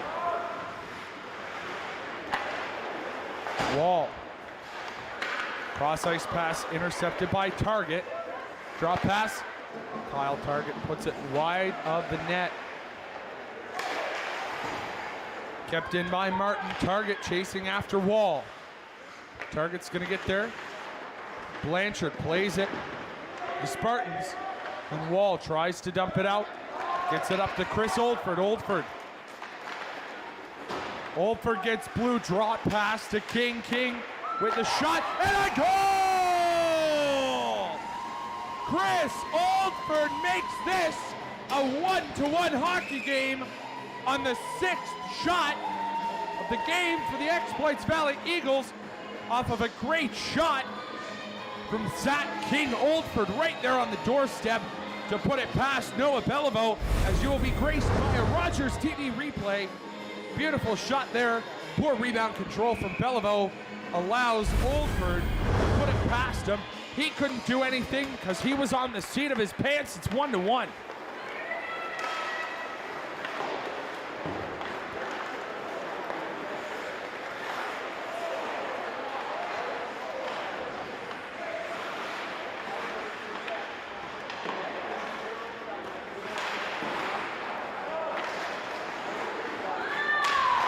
Shot there in front. Guess what? Nets off its moorings. They're not going to blow play dead, though. I don't think anybody realizes it is besides the goaltender.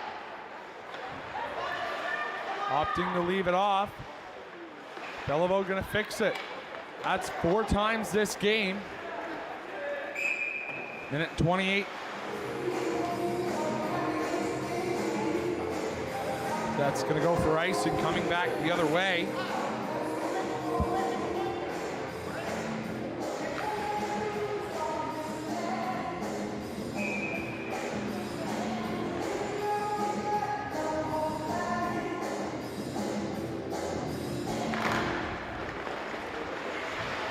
Face off won by Spartans.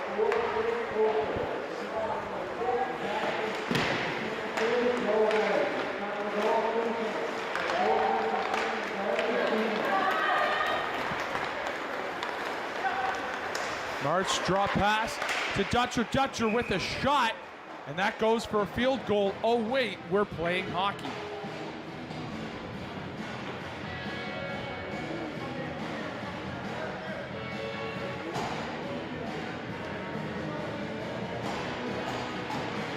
Face-off coming glove side of the goaltender.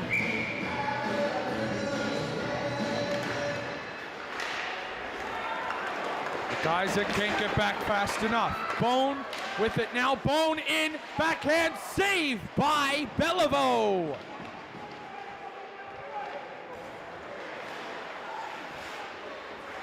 Bullen trying to get it out. Now Liam McIsaac. Cross ice. Out of the zone now, Evan Heffernan.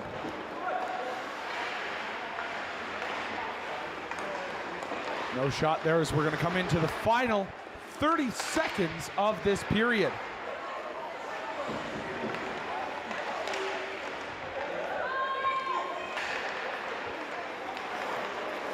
from the point, and that one's intercepted by Heffernan. We got a foot race, but Hedges comes out to play it. And a beautiful hit from Tristan Bullen. Paddle save as the clock gonna run an extra second or so.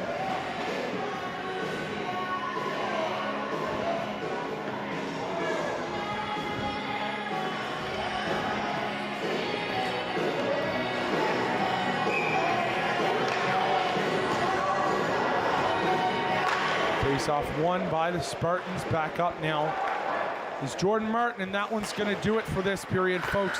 We're going to do a brief scoring summary, and we'll be back right after that.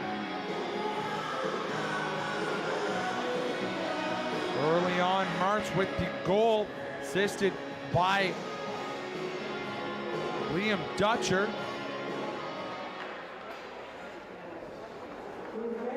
And then your second goal, Oldford, Chris Oldford gonna get that one from King and Vardy. We'll be right back after this break. Stay tuned.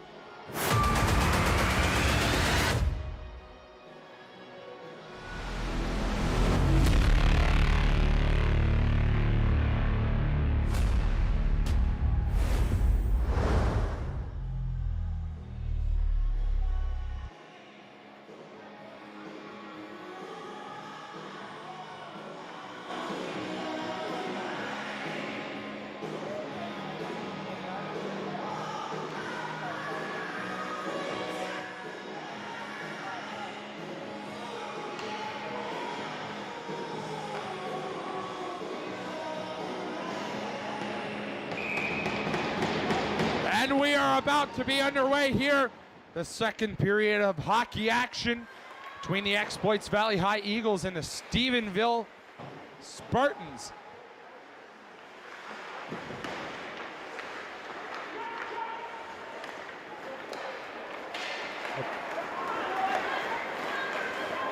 Pass over for McIsaac now. He's going to be hit by Wall. Comes back up to neutral ice. Call, passing play, goes off of the skate.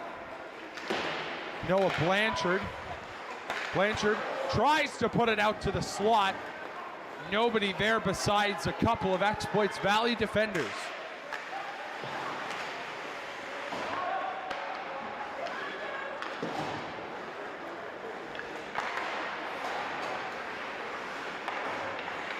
Eagles passing play, their shot from Angela, and a save by Beliveau. Flashing the leather for a beautiful save. Got the Rogers TV replay. Centering pass comes out, Beliveau with the glove save, making that look so very good.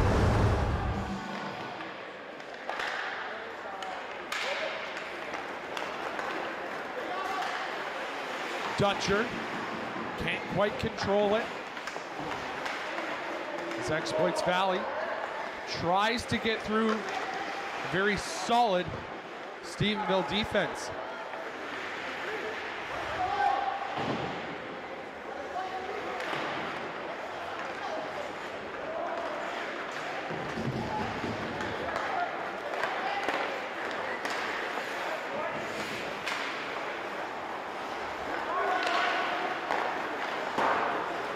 Stephenville fell yesterday to the Holy Trinity Tigers. 4-3 was the score. 4-3 the score in that game as the Holy Trinity Tigers took down the Stephenville Spartans. Liam Dutcher with all 3 of those goals. We're gonna have a little shoving match in the corner. If the glass was any lower, you'd almost swear we were at the Royal Rumble. Looks like it's gonna be one from each side going. As the referees will convene just to make sure they get the call right. Nonetheless, 2 of them will be in the box. Will there be an advantage either way? We shall see. 2 for the cross check, 2 for the cross check. Coincidental 5-on-5 hockey.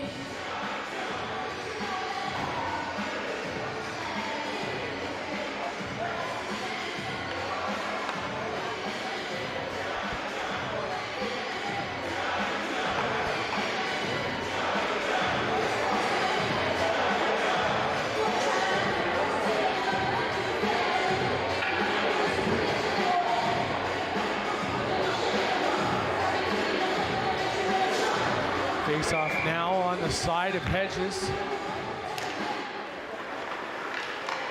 Won by the Spartans, back to their defense. Shot made, blocker saved. No, it was hit in front. Up ice now, Harnett. Harnett tries to center that one for Zach King. Over to Harnett. Harnett centering pass to Fudge. Fudge back to Brady Ward. Ward up along the wall for Fudge. Fudge knocks down James Call. Both of these teams really laying the body here now. That's going to go off the post.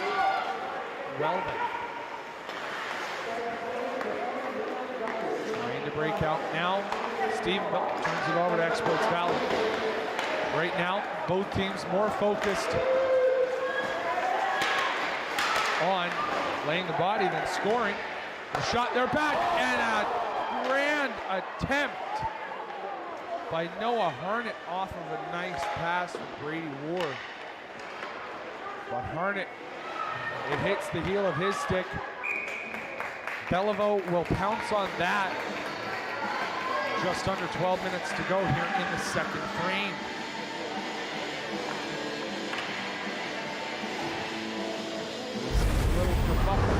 Corner, hit there, hit number 1, hit number 2, hit number 3, 4, 5, 6, 7, 8. How many hits does it take to call a penalty? The answer, here we go, 8. Great to see this level of physicality though at the high school level. That's a quality of hockey that's sometimes lost. Obviously, you know, nowadays you got to have a nice healthy balance between, you know, looking out for the players, protecting the health and safety of the players, but at the same time teaching them how to hit and how to take a hit. Very much a lost skill. Getting in there now, he's taken down.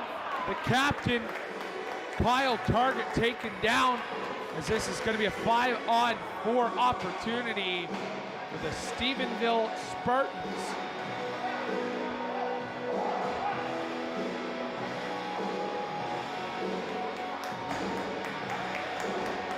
We're going to have that Rogers replay now. Tripping's the call.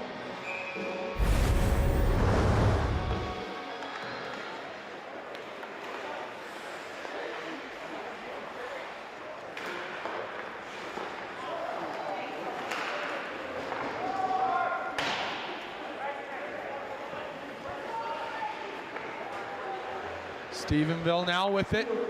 McIsaac drops it back for Dutcher. Dutcher carries it in, looking for his 4th of the tournament. Centering pass, the net well off its moorings. So that's becoming more and more frustrating for the players and for the fans, really impeding the flow of play here. Something has to be done about that.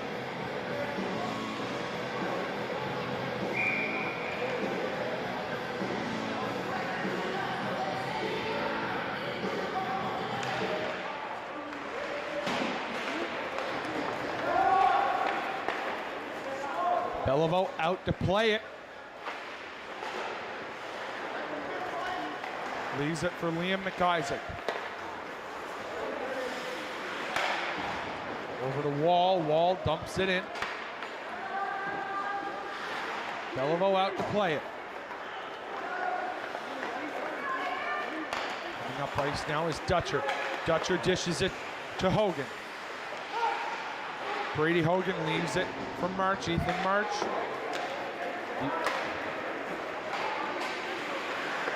Beliveau. Up for Martin. Jordan Martin gets laid out by Grayson Party. Party pressured there. Back to the point, Mulrooney through traffic, hits a player in front, and that shot goes wide. Noah Harnett lost his net guard, meaning he had to make a beeline to the bench. Pad save there. Alford with the call! Chris Alford with his second of the game. It's a shorthanded goal for the Eagles that puts them up 2-1.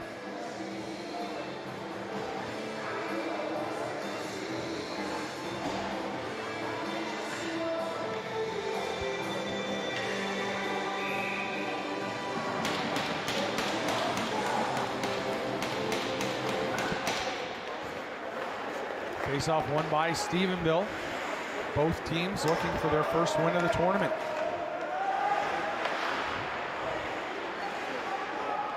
Stephenville will be playing Gander later today. Saved by Hedges. Exploits Valley due for a matchup with the Holy Trinity Tigers. We're going to go to the Rogers team of that goal. I'll just let it speak for itself.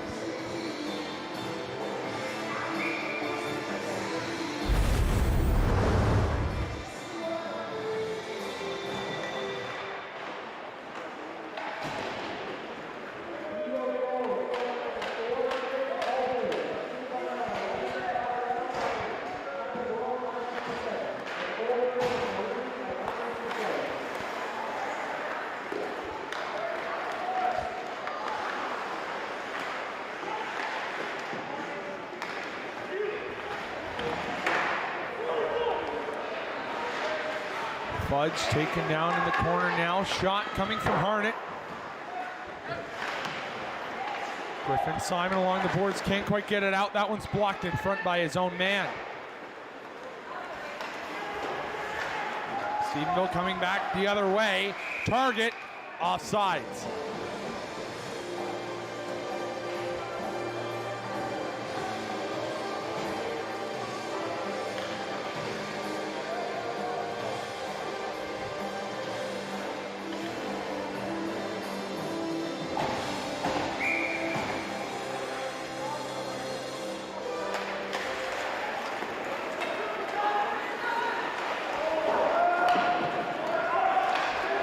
Face-off won by Stephenville.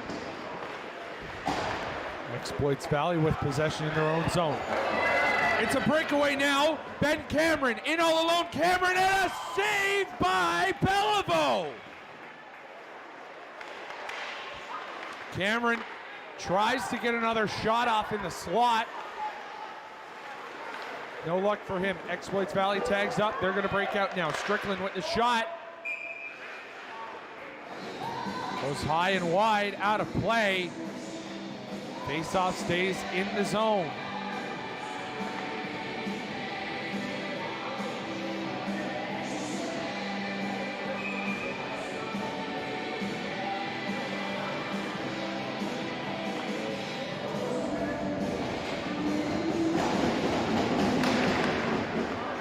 Faceoff won by Stephenville, trying to get it out of the zone. They can't. Mulrooney. Dutcher gets it out as Dutcher has his legs taken off. And there's going to be a penalty to Noah Bone off of that hit. Stephenville dumps it in. Strickland will get there. And that's going to be the penalty there. Kneeing the call. Kneeing for Bone. You see, back behind the play, along the wall of the zone, kneeing a 4-minute penalty. A big opportunity here for Stephenville. Noah Bone gets called on that. Back for it now, Ryan McIsaac. Skates behind his own net, loses it for a second, puts it over to March. March up to Hogan. Now Dutcher, cross ice pass. Back over to Call. Call dumps it in deep.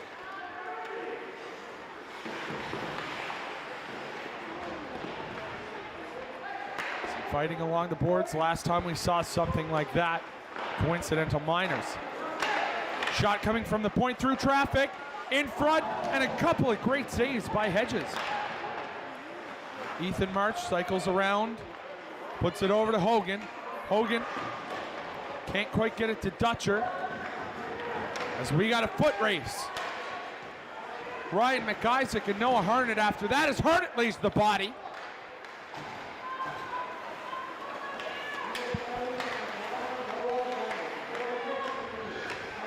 Dutcher out front with the pass, shot blocked in front, comes back the other way.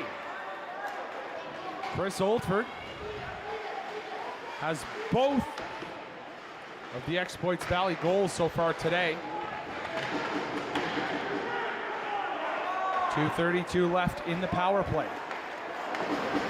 Cross ice pass left for Griffin Simon as that one goes up. Stephenville skating after that hard. They won't get there in time as they lose a stick. Centering pass out front. Simon is tied up. Up ice around the wall. Shot blocked. Kept in by McIsaac. No.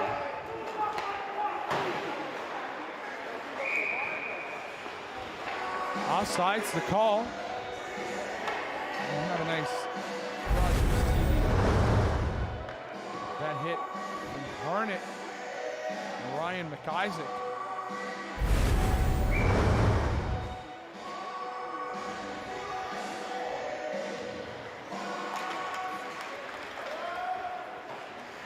As that face off given to Oldford.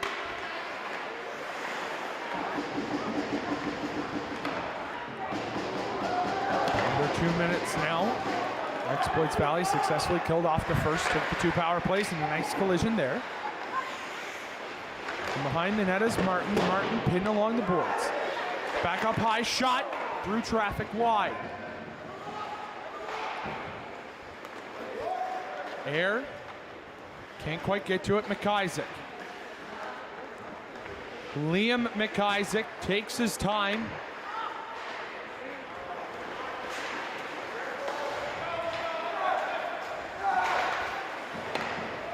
Back. McIsaac in the neutral zone, puts it up ice to Target. Target in with the shot. High, wide, blocker side, kept in by Air. That hits off of Zach King.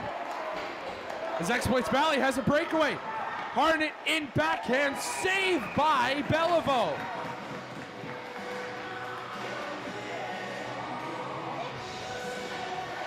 Stephenville struggling on their power play right now.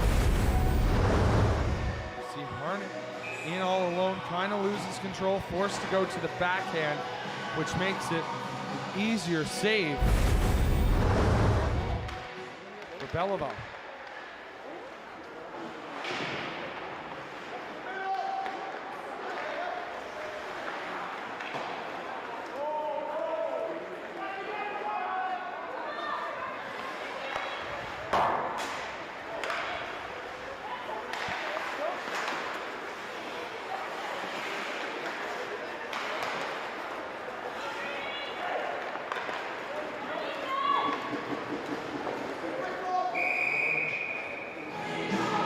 Beliveau going to cover up now. We're going to have the face-off come glove side of him.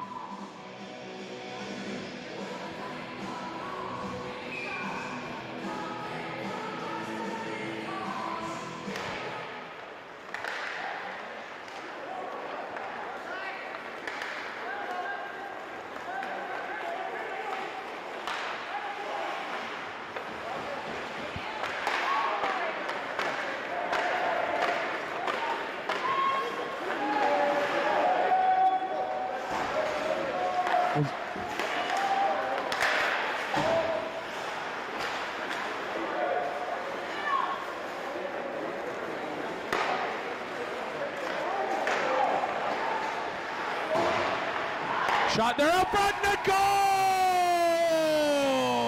goal! Grayson Party doubles the Exploits Valley lead.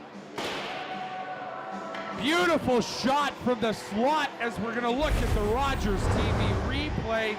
A great pass from Noah Harnett. Stephenville caught out of position. Grayson Party. They're having a party. Exploits Valley up 3-1.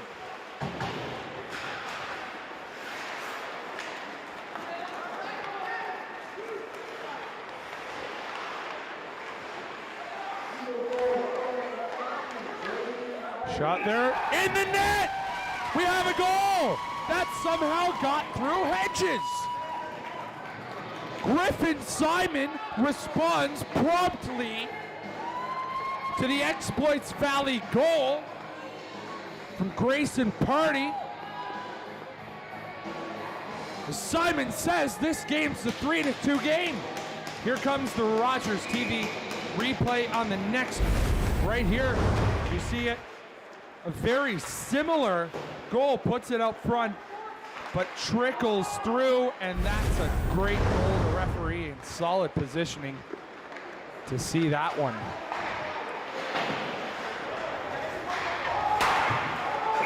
Puck comes out of play. Somebody has a souvenir.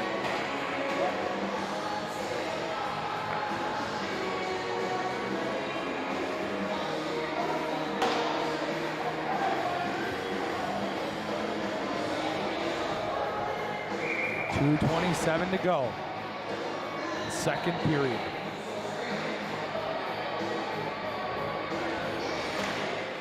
Face-off won by Stephenville. Put up ice by Call, intercepted by Chris Oldford, kept in by Wall. Wall gets nailed along the boards. Wall stick handles around, slot shot, not there. Up around the boards, that's kept in the zone.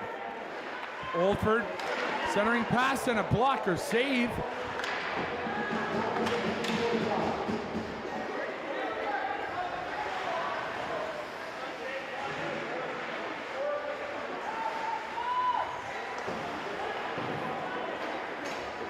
The Eagles keep that one in. Stephenville trying to get it out, and they will. With the puck now is Brady Ward. Ward turns it over to Blanchard. Back to Oldford looking for the hat trick.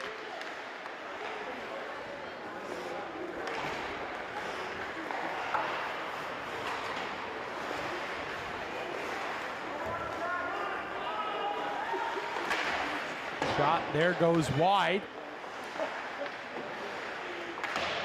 Another one short side, no good. Noah Blanchard centers that for Target. Target through traffic. Tries to go for the pass. Nobody home.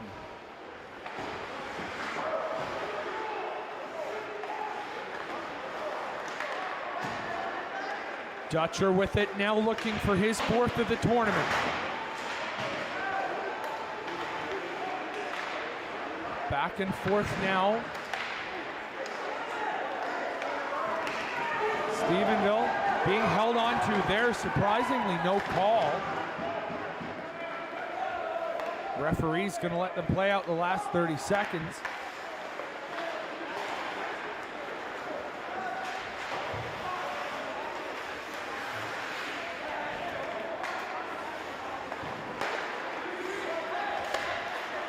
Coming up ice now, 10 seconds to play. Stephenville trying to get it out. Everyone getting in on this one, and we're gonna have some penalties. Who is the question, because there was a series of 4 or 5 hits.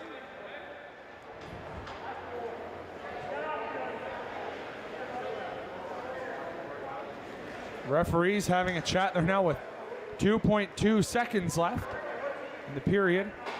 David Hancock gonna come over for the call. Head contact is going to be the call. It's going to be number 14, Brody Hogan. Noah Bone. That's the second head hit on Noah Bone in 2 days.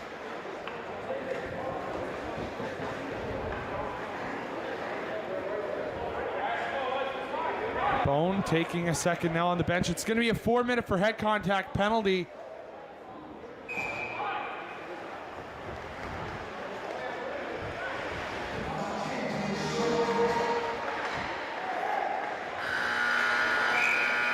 That's going to do it. 3-2 Exploits Valley heading into the intermission.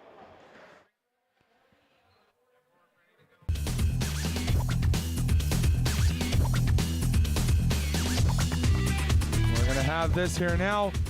The Rogers TV scoring summary for the second period. We will have that summary when we come back from the break. We're going to get a fresh sheet of ice. Teams try to get their legs back now. They're going to head down the tunnel. We will be right back. Don't go anywhere.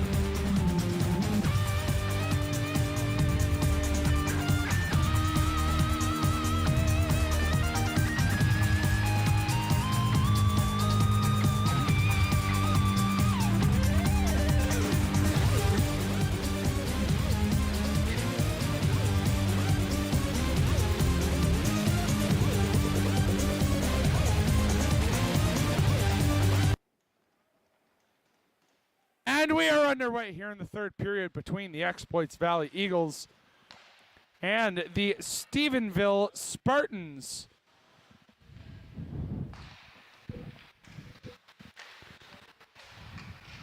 Exploits Valley looks to get something going.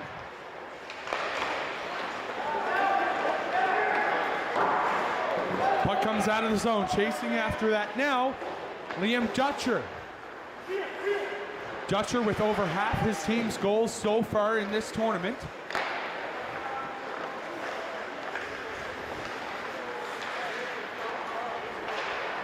Coming up ice now.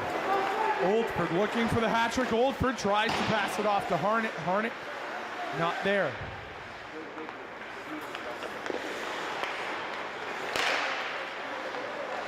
Wall off a pad in front. Grayson Party puts it over now in the slot. Wall from the point, shot through traffic. Oldford trying to get to it in front. Kept in, shot there, blocked by March. That one can't stay in as Tyrell Mulrooney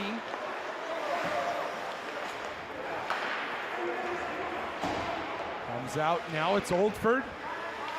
Will he get his third? Net comes off. Pad save by Belleville.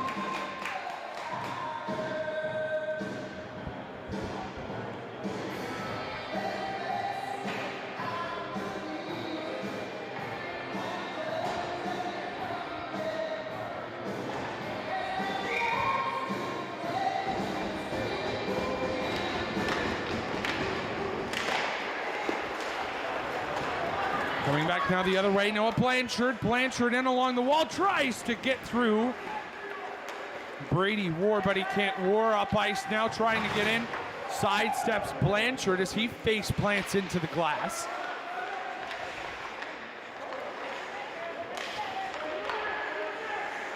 No passing play going here now as Antle puts it up for Strickland. Strickland with the shot.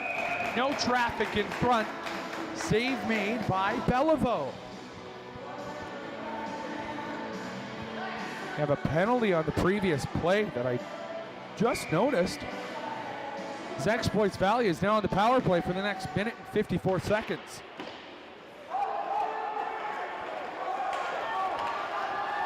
Kyle Target in alone. Target with the shot and a save by Hedges. Cross ice pass for Strickland. He gets blue. Strickland. Stick handles along the wall. Finds his man. His man is Zach King with a shot blocker save. Trying to get it out there now. Stephenville goes for a change. They get some fresh legs on there now.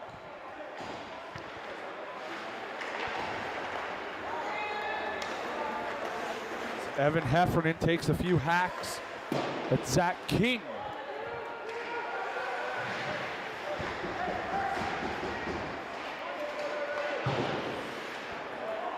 Puck coming back the other way now. Chasing after that. Tristan Bullen, they're along the wall now. Exploits Valley comes out with it. Long stretch pass up for Party. Party to Oldford. Oldford off the back wall. Harnett with it. Skates up, crashes the net. Decides against it. Still skating with it. Tries to put it up to Mulrooney, but Harnett forced to retreat. Pass over to Ian Wall. Wall, the defender, takes a shot, goes right into the chest of the goaltender, Noah Belleville.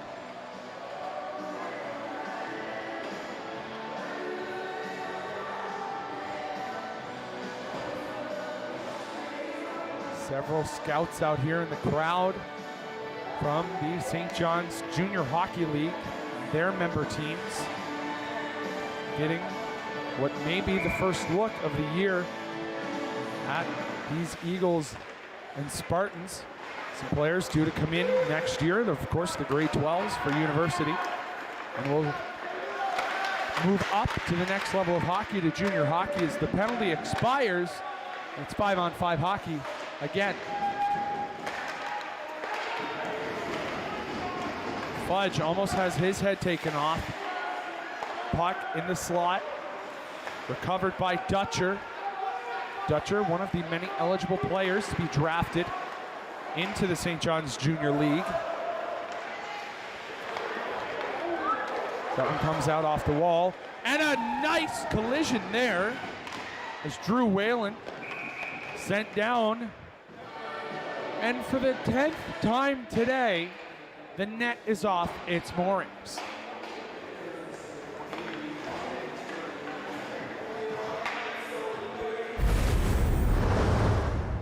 And the nice collision here. Ooh. He skates into him and then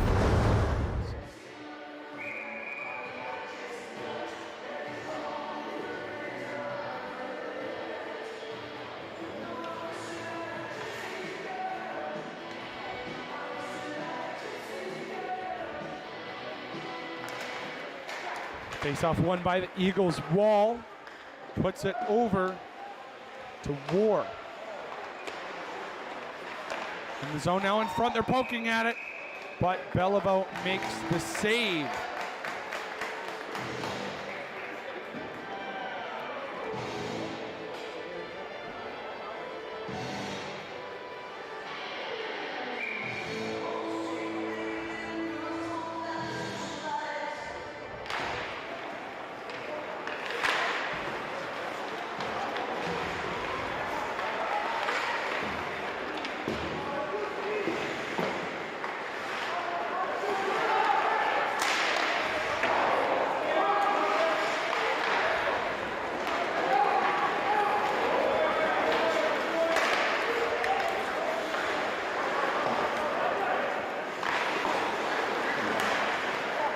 Wall coming back in now as Hedges going to cover that one up. We're going to get a face-off.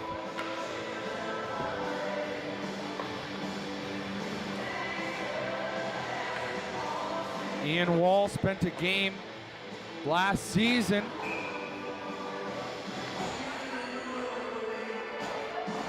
with the Valley Wildcats in the Maritime Junior A League.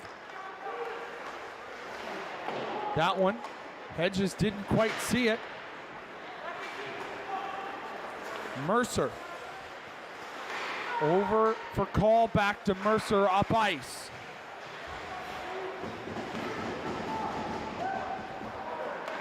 Blanchard was taken down, back the other way. A shot pad save off the stick of Ben Cameron. Harnett with it now. Harnett skates behind the net. Comes up along the wall.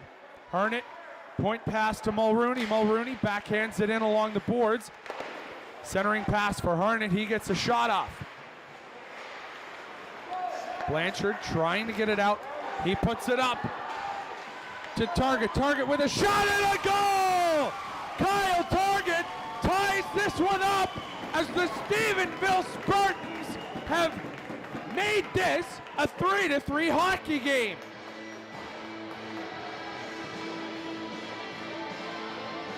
We're gonna get the Rogers TV replay here. Comes in, dekes out the defender, and a beautiful low glove there as the goalie couldn't even respond on a filthy goal.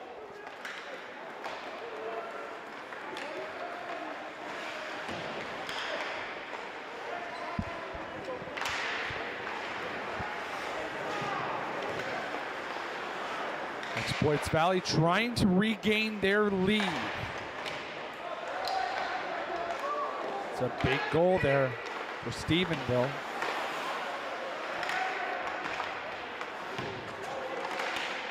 Both teams tied up along the boards.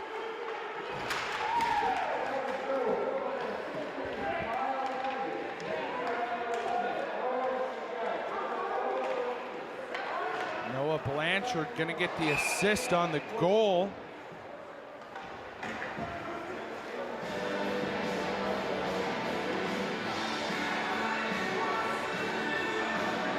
Rain falls. Sports Valley Eagles gonna get some fresh legs.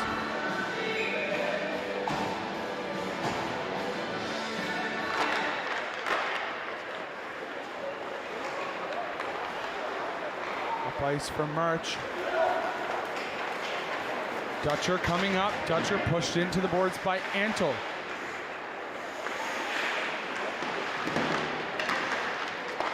Centering pass for Oldford. Oldford puts it up. Antle, he gets blue shot, glove down by the goaltender, Mr. Beliveau. Have another look at that beautiful goal from the far side. Boom! Right in the back of the net. He picks the spot and he finds it.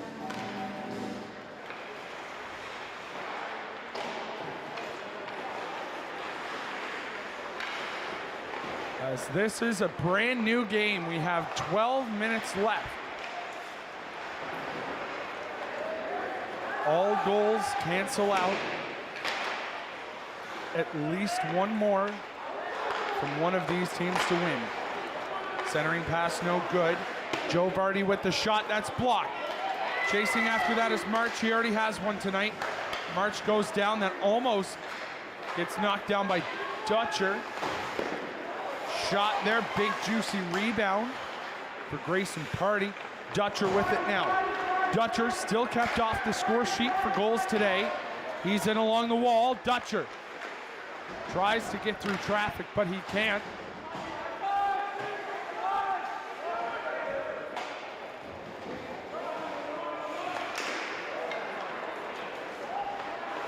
Coming out to play it is Beliveau.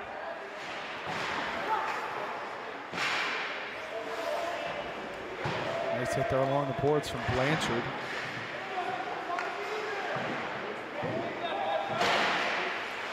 Trying to get it out, and he does.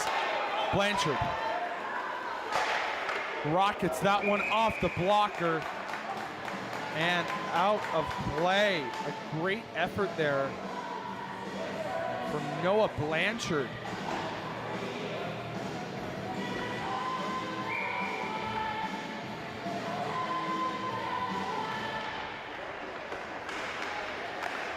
Shot there, goes wide of the cage. Target with the tip.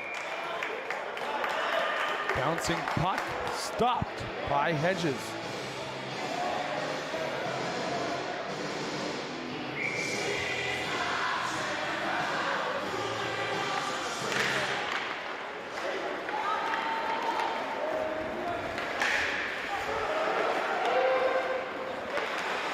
Centering pass there, no good.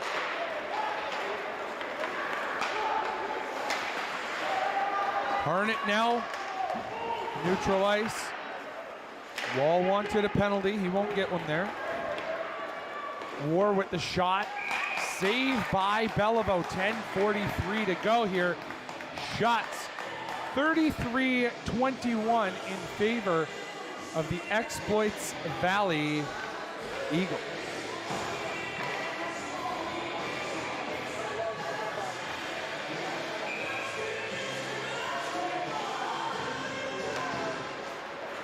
Shot there from Wall. I really don't know how that one stayed out. Beliveau comes up strong. Gonna see how it stays out thanks to a Rogers TV replay. Save there, bouncing puck off of the glove. And then Beliveau falls back, lands on the puck. Coming back the other way now. It's Heffernan. Heffernan, centering pass, blocked in front by an Eagles defender.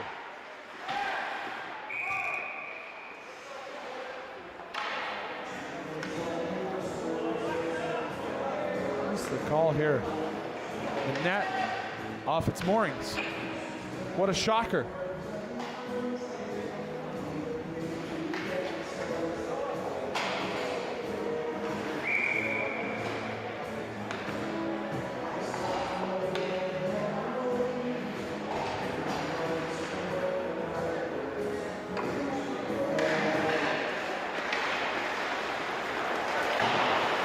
That's kept in by Dutcher.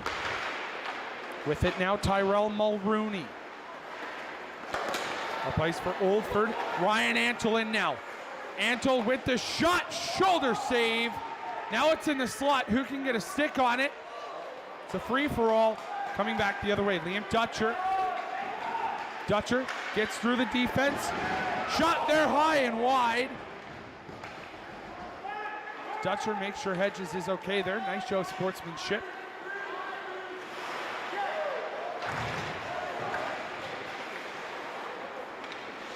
Antle along the wall in the corner, shoved off that by Ryan McIsaac. Dutcher coming out through his own zone, puts it up for March. March with a goal already today. March, stick handles up for Dutcher. Dutcher, wrap around, and it somehow stays out. Shot there, blocked at the point, and it comes out. Alford on a breakaway, but he's going to get tied up quickly by two Stephenville players. Now the net off its moorings, not because of the goalie, but because a player just went in like a bowling ball.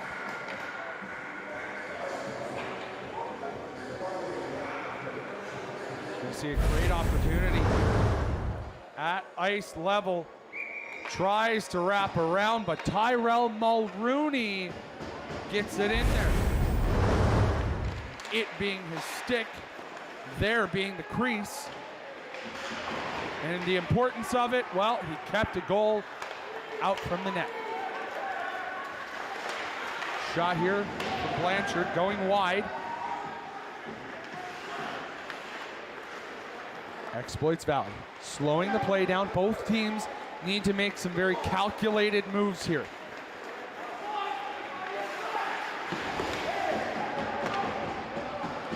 Referees letting the teams play right now. Blanchard goes up to Target. Target with a shot just wide. Target tries to get it in, and the net is off of its moorings.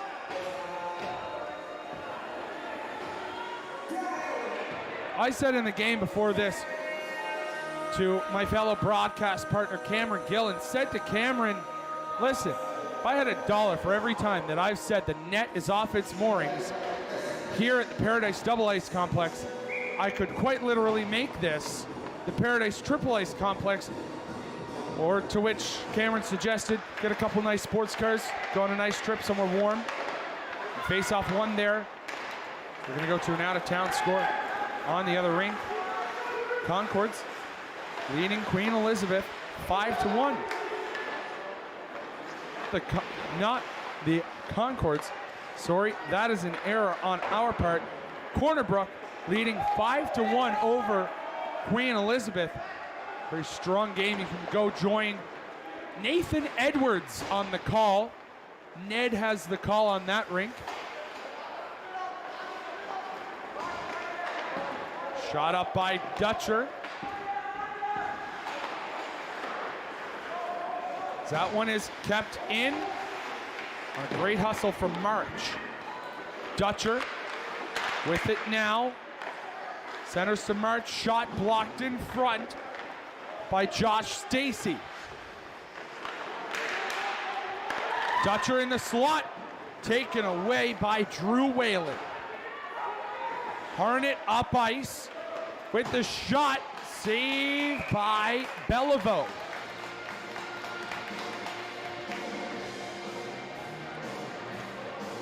No shortage of chances for that man right there, Noah Harnett. Harnett comes in, has a great lane right here, takes the shot. Read incredibly well by Noah Beliveau. We're going to be getting down into the final 7 minutes. Someone else needs to score to put this game away. Shot there from Warblocker, save. Oldford there in the back door. Up to Blanchard. Target in, shot. And that went off of the stick of an Exploits Valley player. Now to play.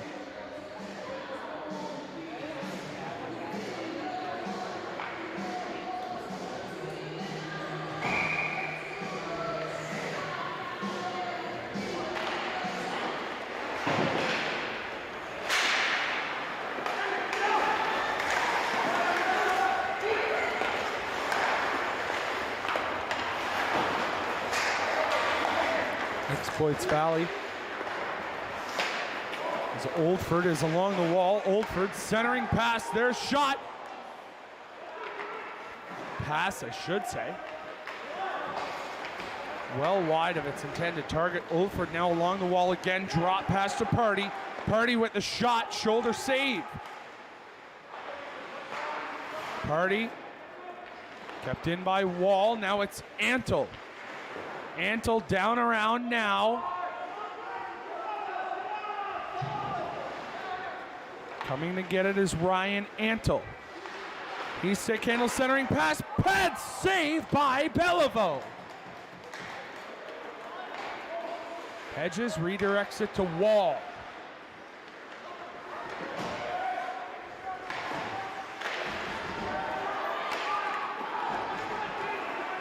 Coming back the other way now. Exploits Valley drop pass intercepted. Evan Heffernan. It's a 1-on-4. Heffernan driven into the boards two ways. Kept in by Stephenville. Centering pass. Not enough juice on it, as they need to come back and regroup. We're going to hit the 5-minute mark left in this period. Can't say the game because we may see some overtime. 5-2 now the score over on the other rink for Corner Brook over the Queen Elizabeth Pioneers.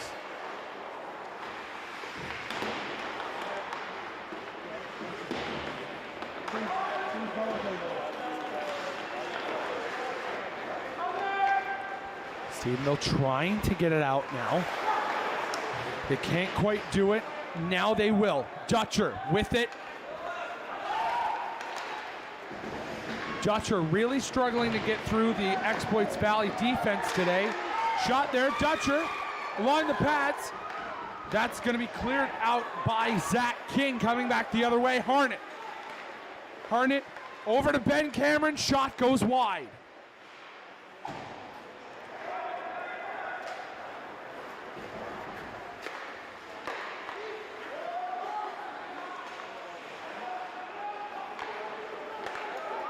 As Dutcher comes back now.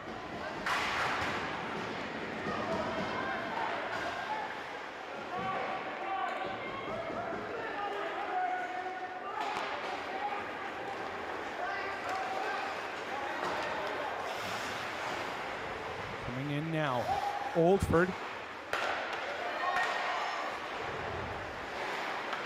Trying to get it out now is March.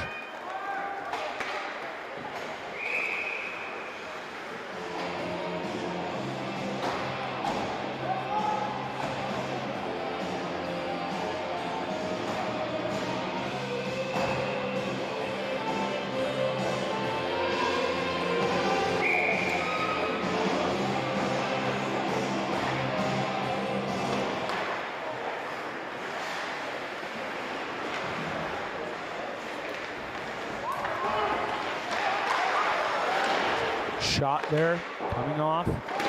Exploits Valley can't quite keep it in. They're back out in neutral ice. It's a nail biter, folks. We're down 3 minutes to go in the third. Oldford. Back now. Shot goes Watt. Shot blocked in front. One there, save by Beliveau. It's like I need the Staples easy button today. Every time that a Beliveau makes a save, I just press it and you hear save by Beliveau. Something we've heard lots of today.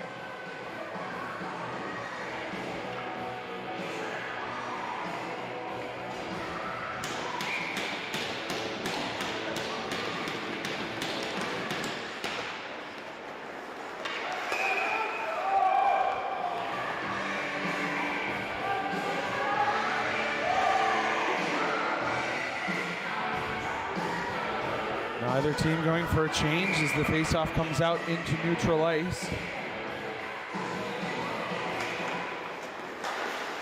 Faceoff won by Exploits Valley. That's dumped in, goes off the side of the net. Ryan McIsaac blows the tire, goes into the boards. Both teams need to be careful here not to take a penalty at this point in the game. Nice back pass play there. Coming up ice now, Tristan Bullen. Wearing the Vegas Golden Knights socks.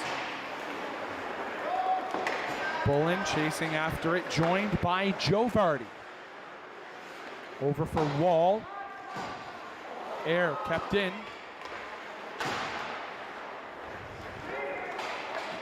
Up ice now. Brady Ward puts it up for Harnett. Harnett tries to dish pass to Cameron. No call on a slash there. This Wall with the shot, and a goal! David Fudge puts one past Oldford and makes this a 4-3 hockey game with 1:36 left in the game.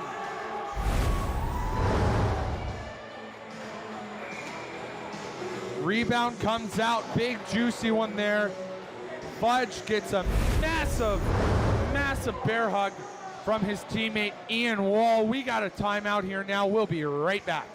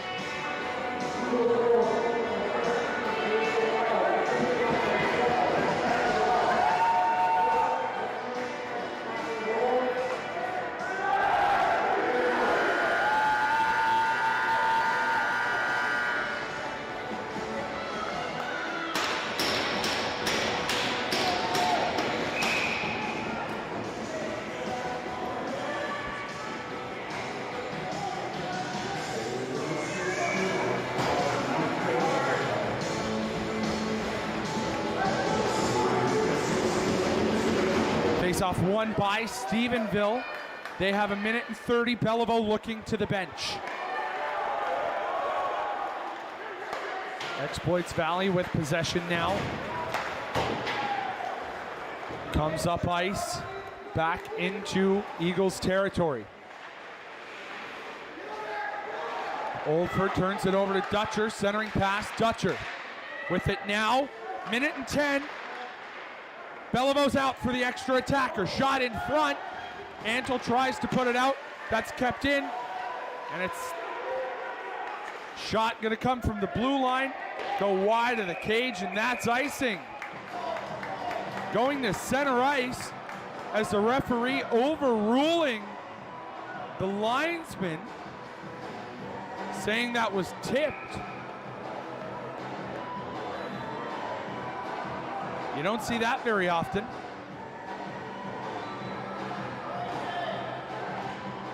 I thought that was icing. That was clear to me. Timeout, Exploits Valley.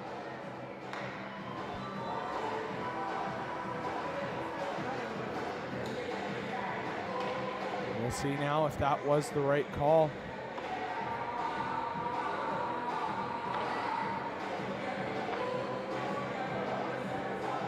After having a look at it, it was indeed tipped. Here now, the dump in, boom, there's the tip right on the blue line off of the Stephenville player.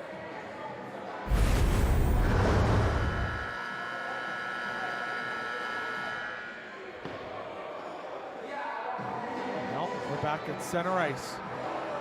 55 seconds to go. Stephenville has played a great game, as has Exploits Valley. Face-off won by Stephenville. They're going to put it back so Belleville can get to the bench. Dumped in by Blanchard. Dutcher. With it now is Dutcher in the corner for March. March puts it up to the point. Shot through traffic.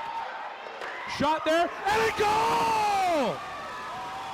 Kyle Target with his second of the game ties this up 4-4 with 31.8 seconds to go.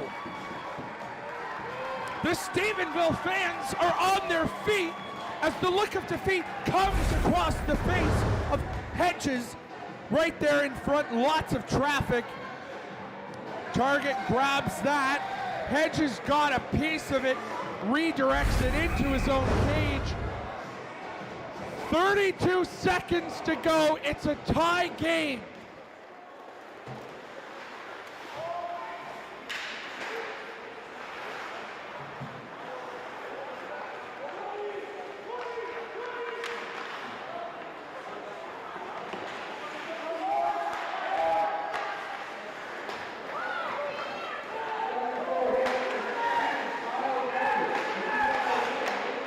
Shot there is no good. Exploits Valley coming back the other way. It's Oldford on a breakaway. He has 3 seconds. Oldford throws his stick. We're going to have a penalty shot.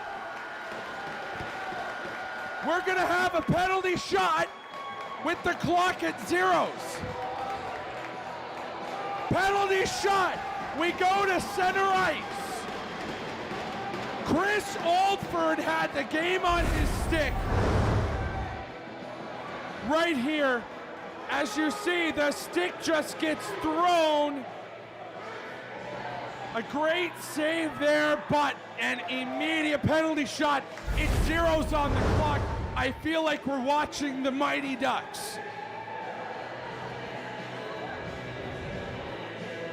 Oldford going to take it.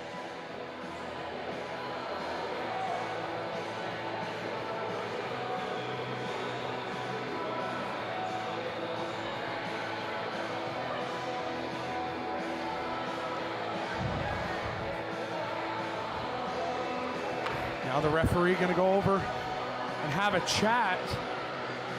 Are they going to allow this?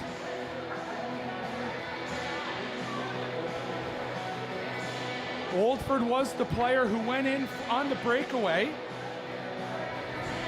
As he's being sent to the bench. What's going on here now? It will be Oldford who takes it. They're making sure he was the player who went in on that breakaway. You can't just have it any random person. Where it was the breakaway, he lost his attempt. He gets it here now.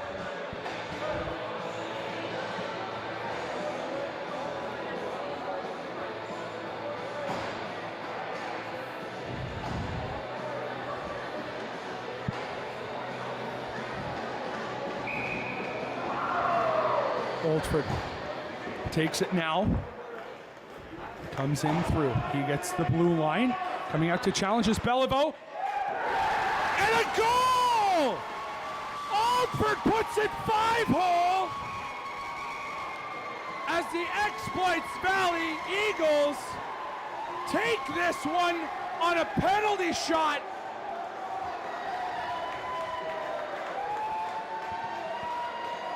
Now they came off the bench. It's 0.6 left. The referee's having a discussion. Will that be the game?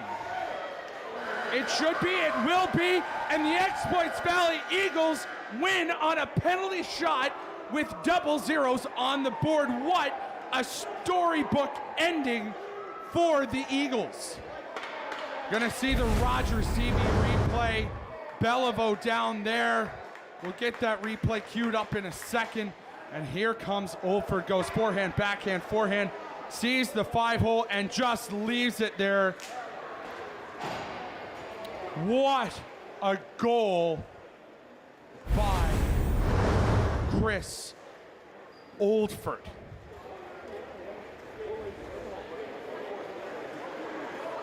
Whew. That was crazy.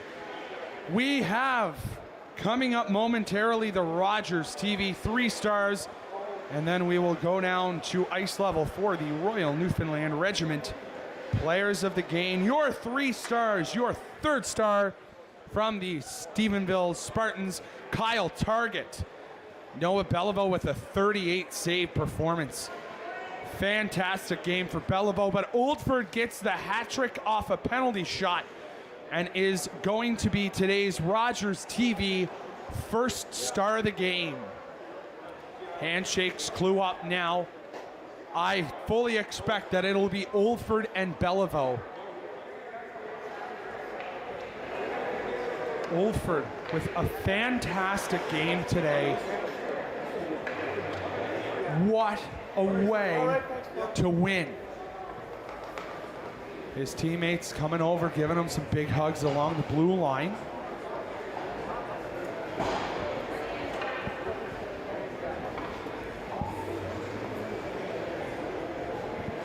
Player of the game for the Spartans, number 29, Noah Belleville. Noah Belleville given the player of the game. I have to clap. I don't clap very much up here, but Belleville with one of the few fantastic goaltending performances that we've seen this week. The other two, in my opinion, coming from Carter Arnold and Jesse Harnum of PWC and Queen Elizabeth. But the games that I've seen, I should say. Belleville getting some cheers from the Stephenville faithful here. Some stick taps from both sides. Belleville really kept Stephenville in at this game. Player of the game for the Eagles, number 4, Chris Oldford. Number 4, Chris Oldford. The game winner with zeros on the clock on a penalty shot. Oldford seals the win for the Eagles. We will go to our scoring summary here now as both teams head off the ice. March kicked off the scoring for Stephenville from Dutcher. It's going to be Oldford with his first from King and Vardy. So we head to the second period. Oldford gets his second from Mulrooney. Party puts Exploits Valley up and hard it right there. Simon cuts it. Griffin Simon. And then a melee in the third. Target from Blanchard. Fudge from Wallen. Cameron target again from Hogan and Dutcher. The game winner with zeros on the clock. Oldford on a penalty shot. Recapping now the game scoring. We'll have a look one more time at the 3 stars of the game. Your third star from the Stephenville Spartans, the captain, number 16, Kyle Target.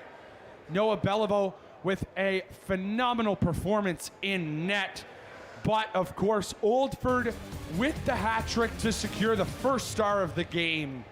Oldford and Belleville also receiving the Royal Newfoundland Regiment Players of the Game Award. So, final score here, Exploits Valley 5, Stephenville 4. Game ends on a penalty shot, just as if we were in the movie The Mighty Ducks. Gordon Bombay would be proud of the Eagles. We're going to take a break now. Next up, Marystown versus Ascension. We'll be back.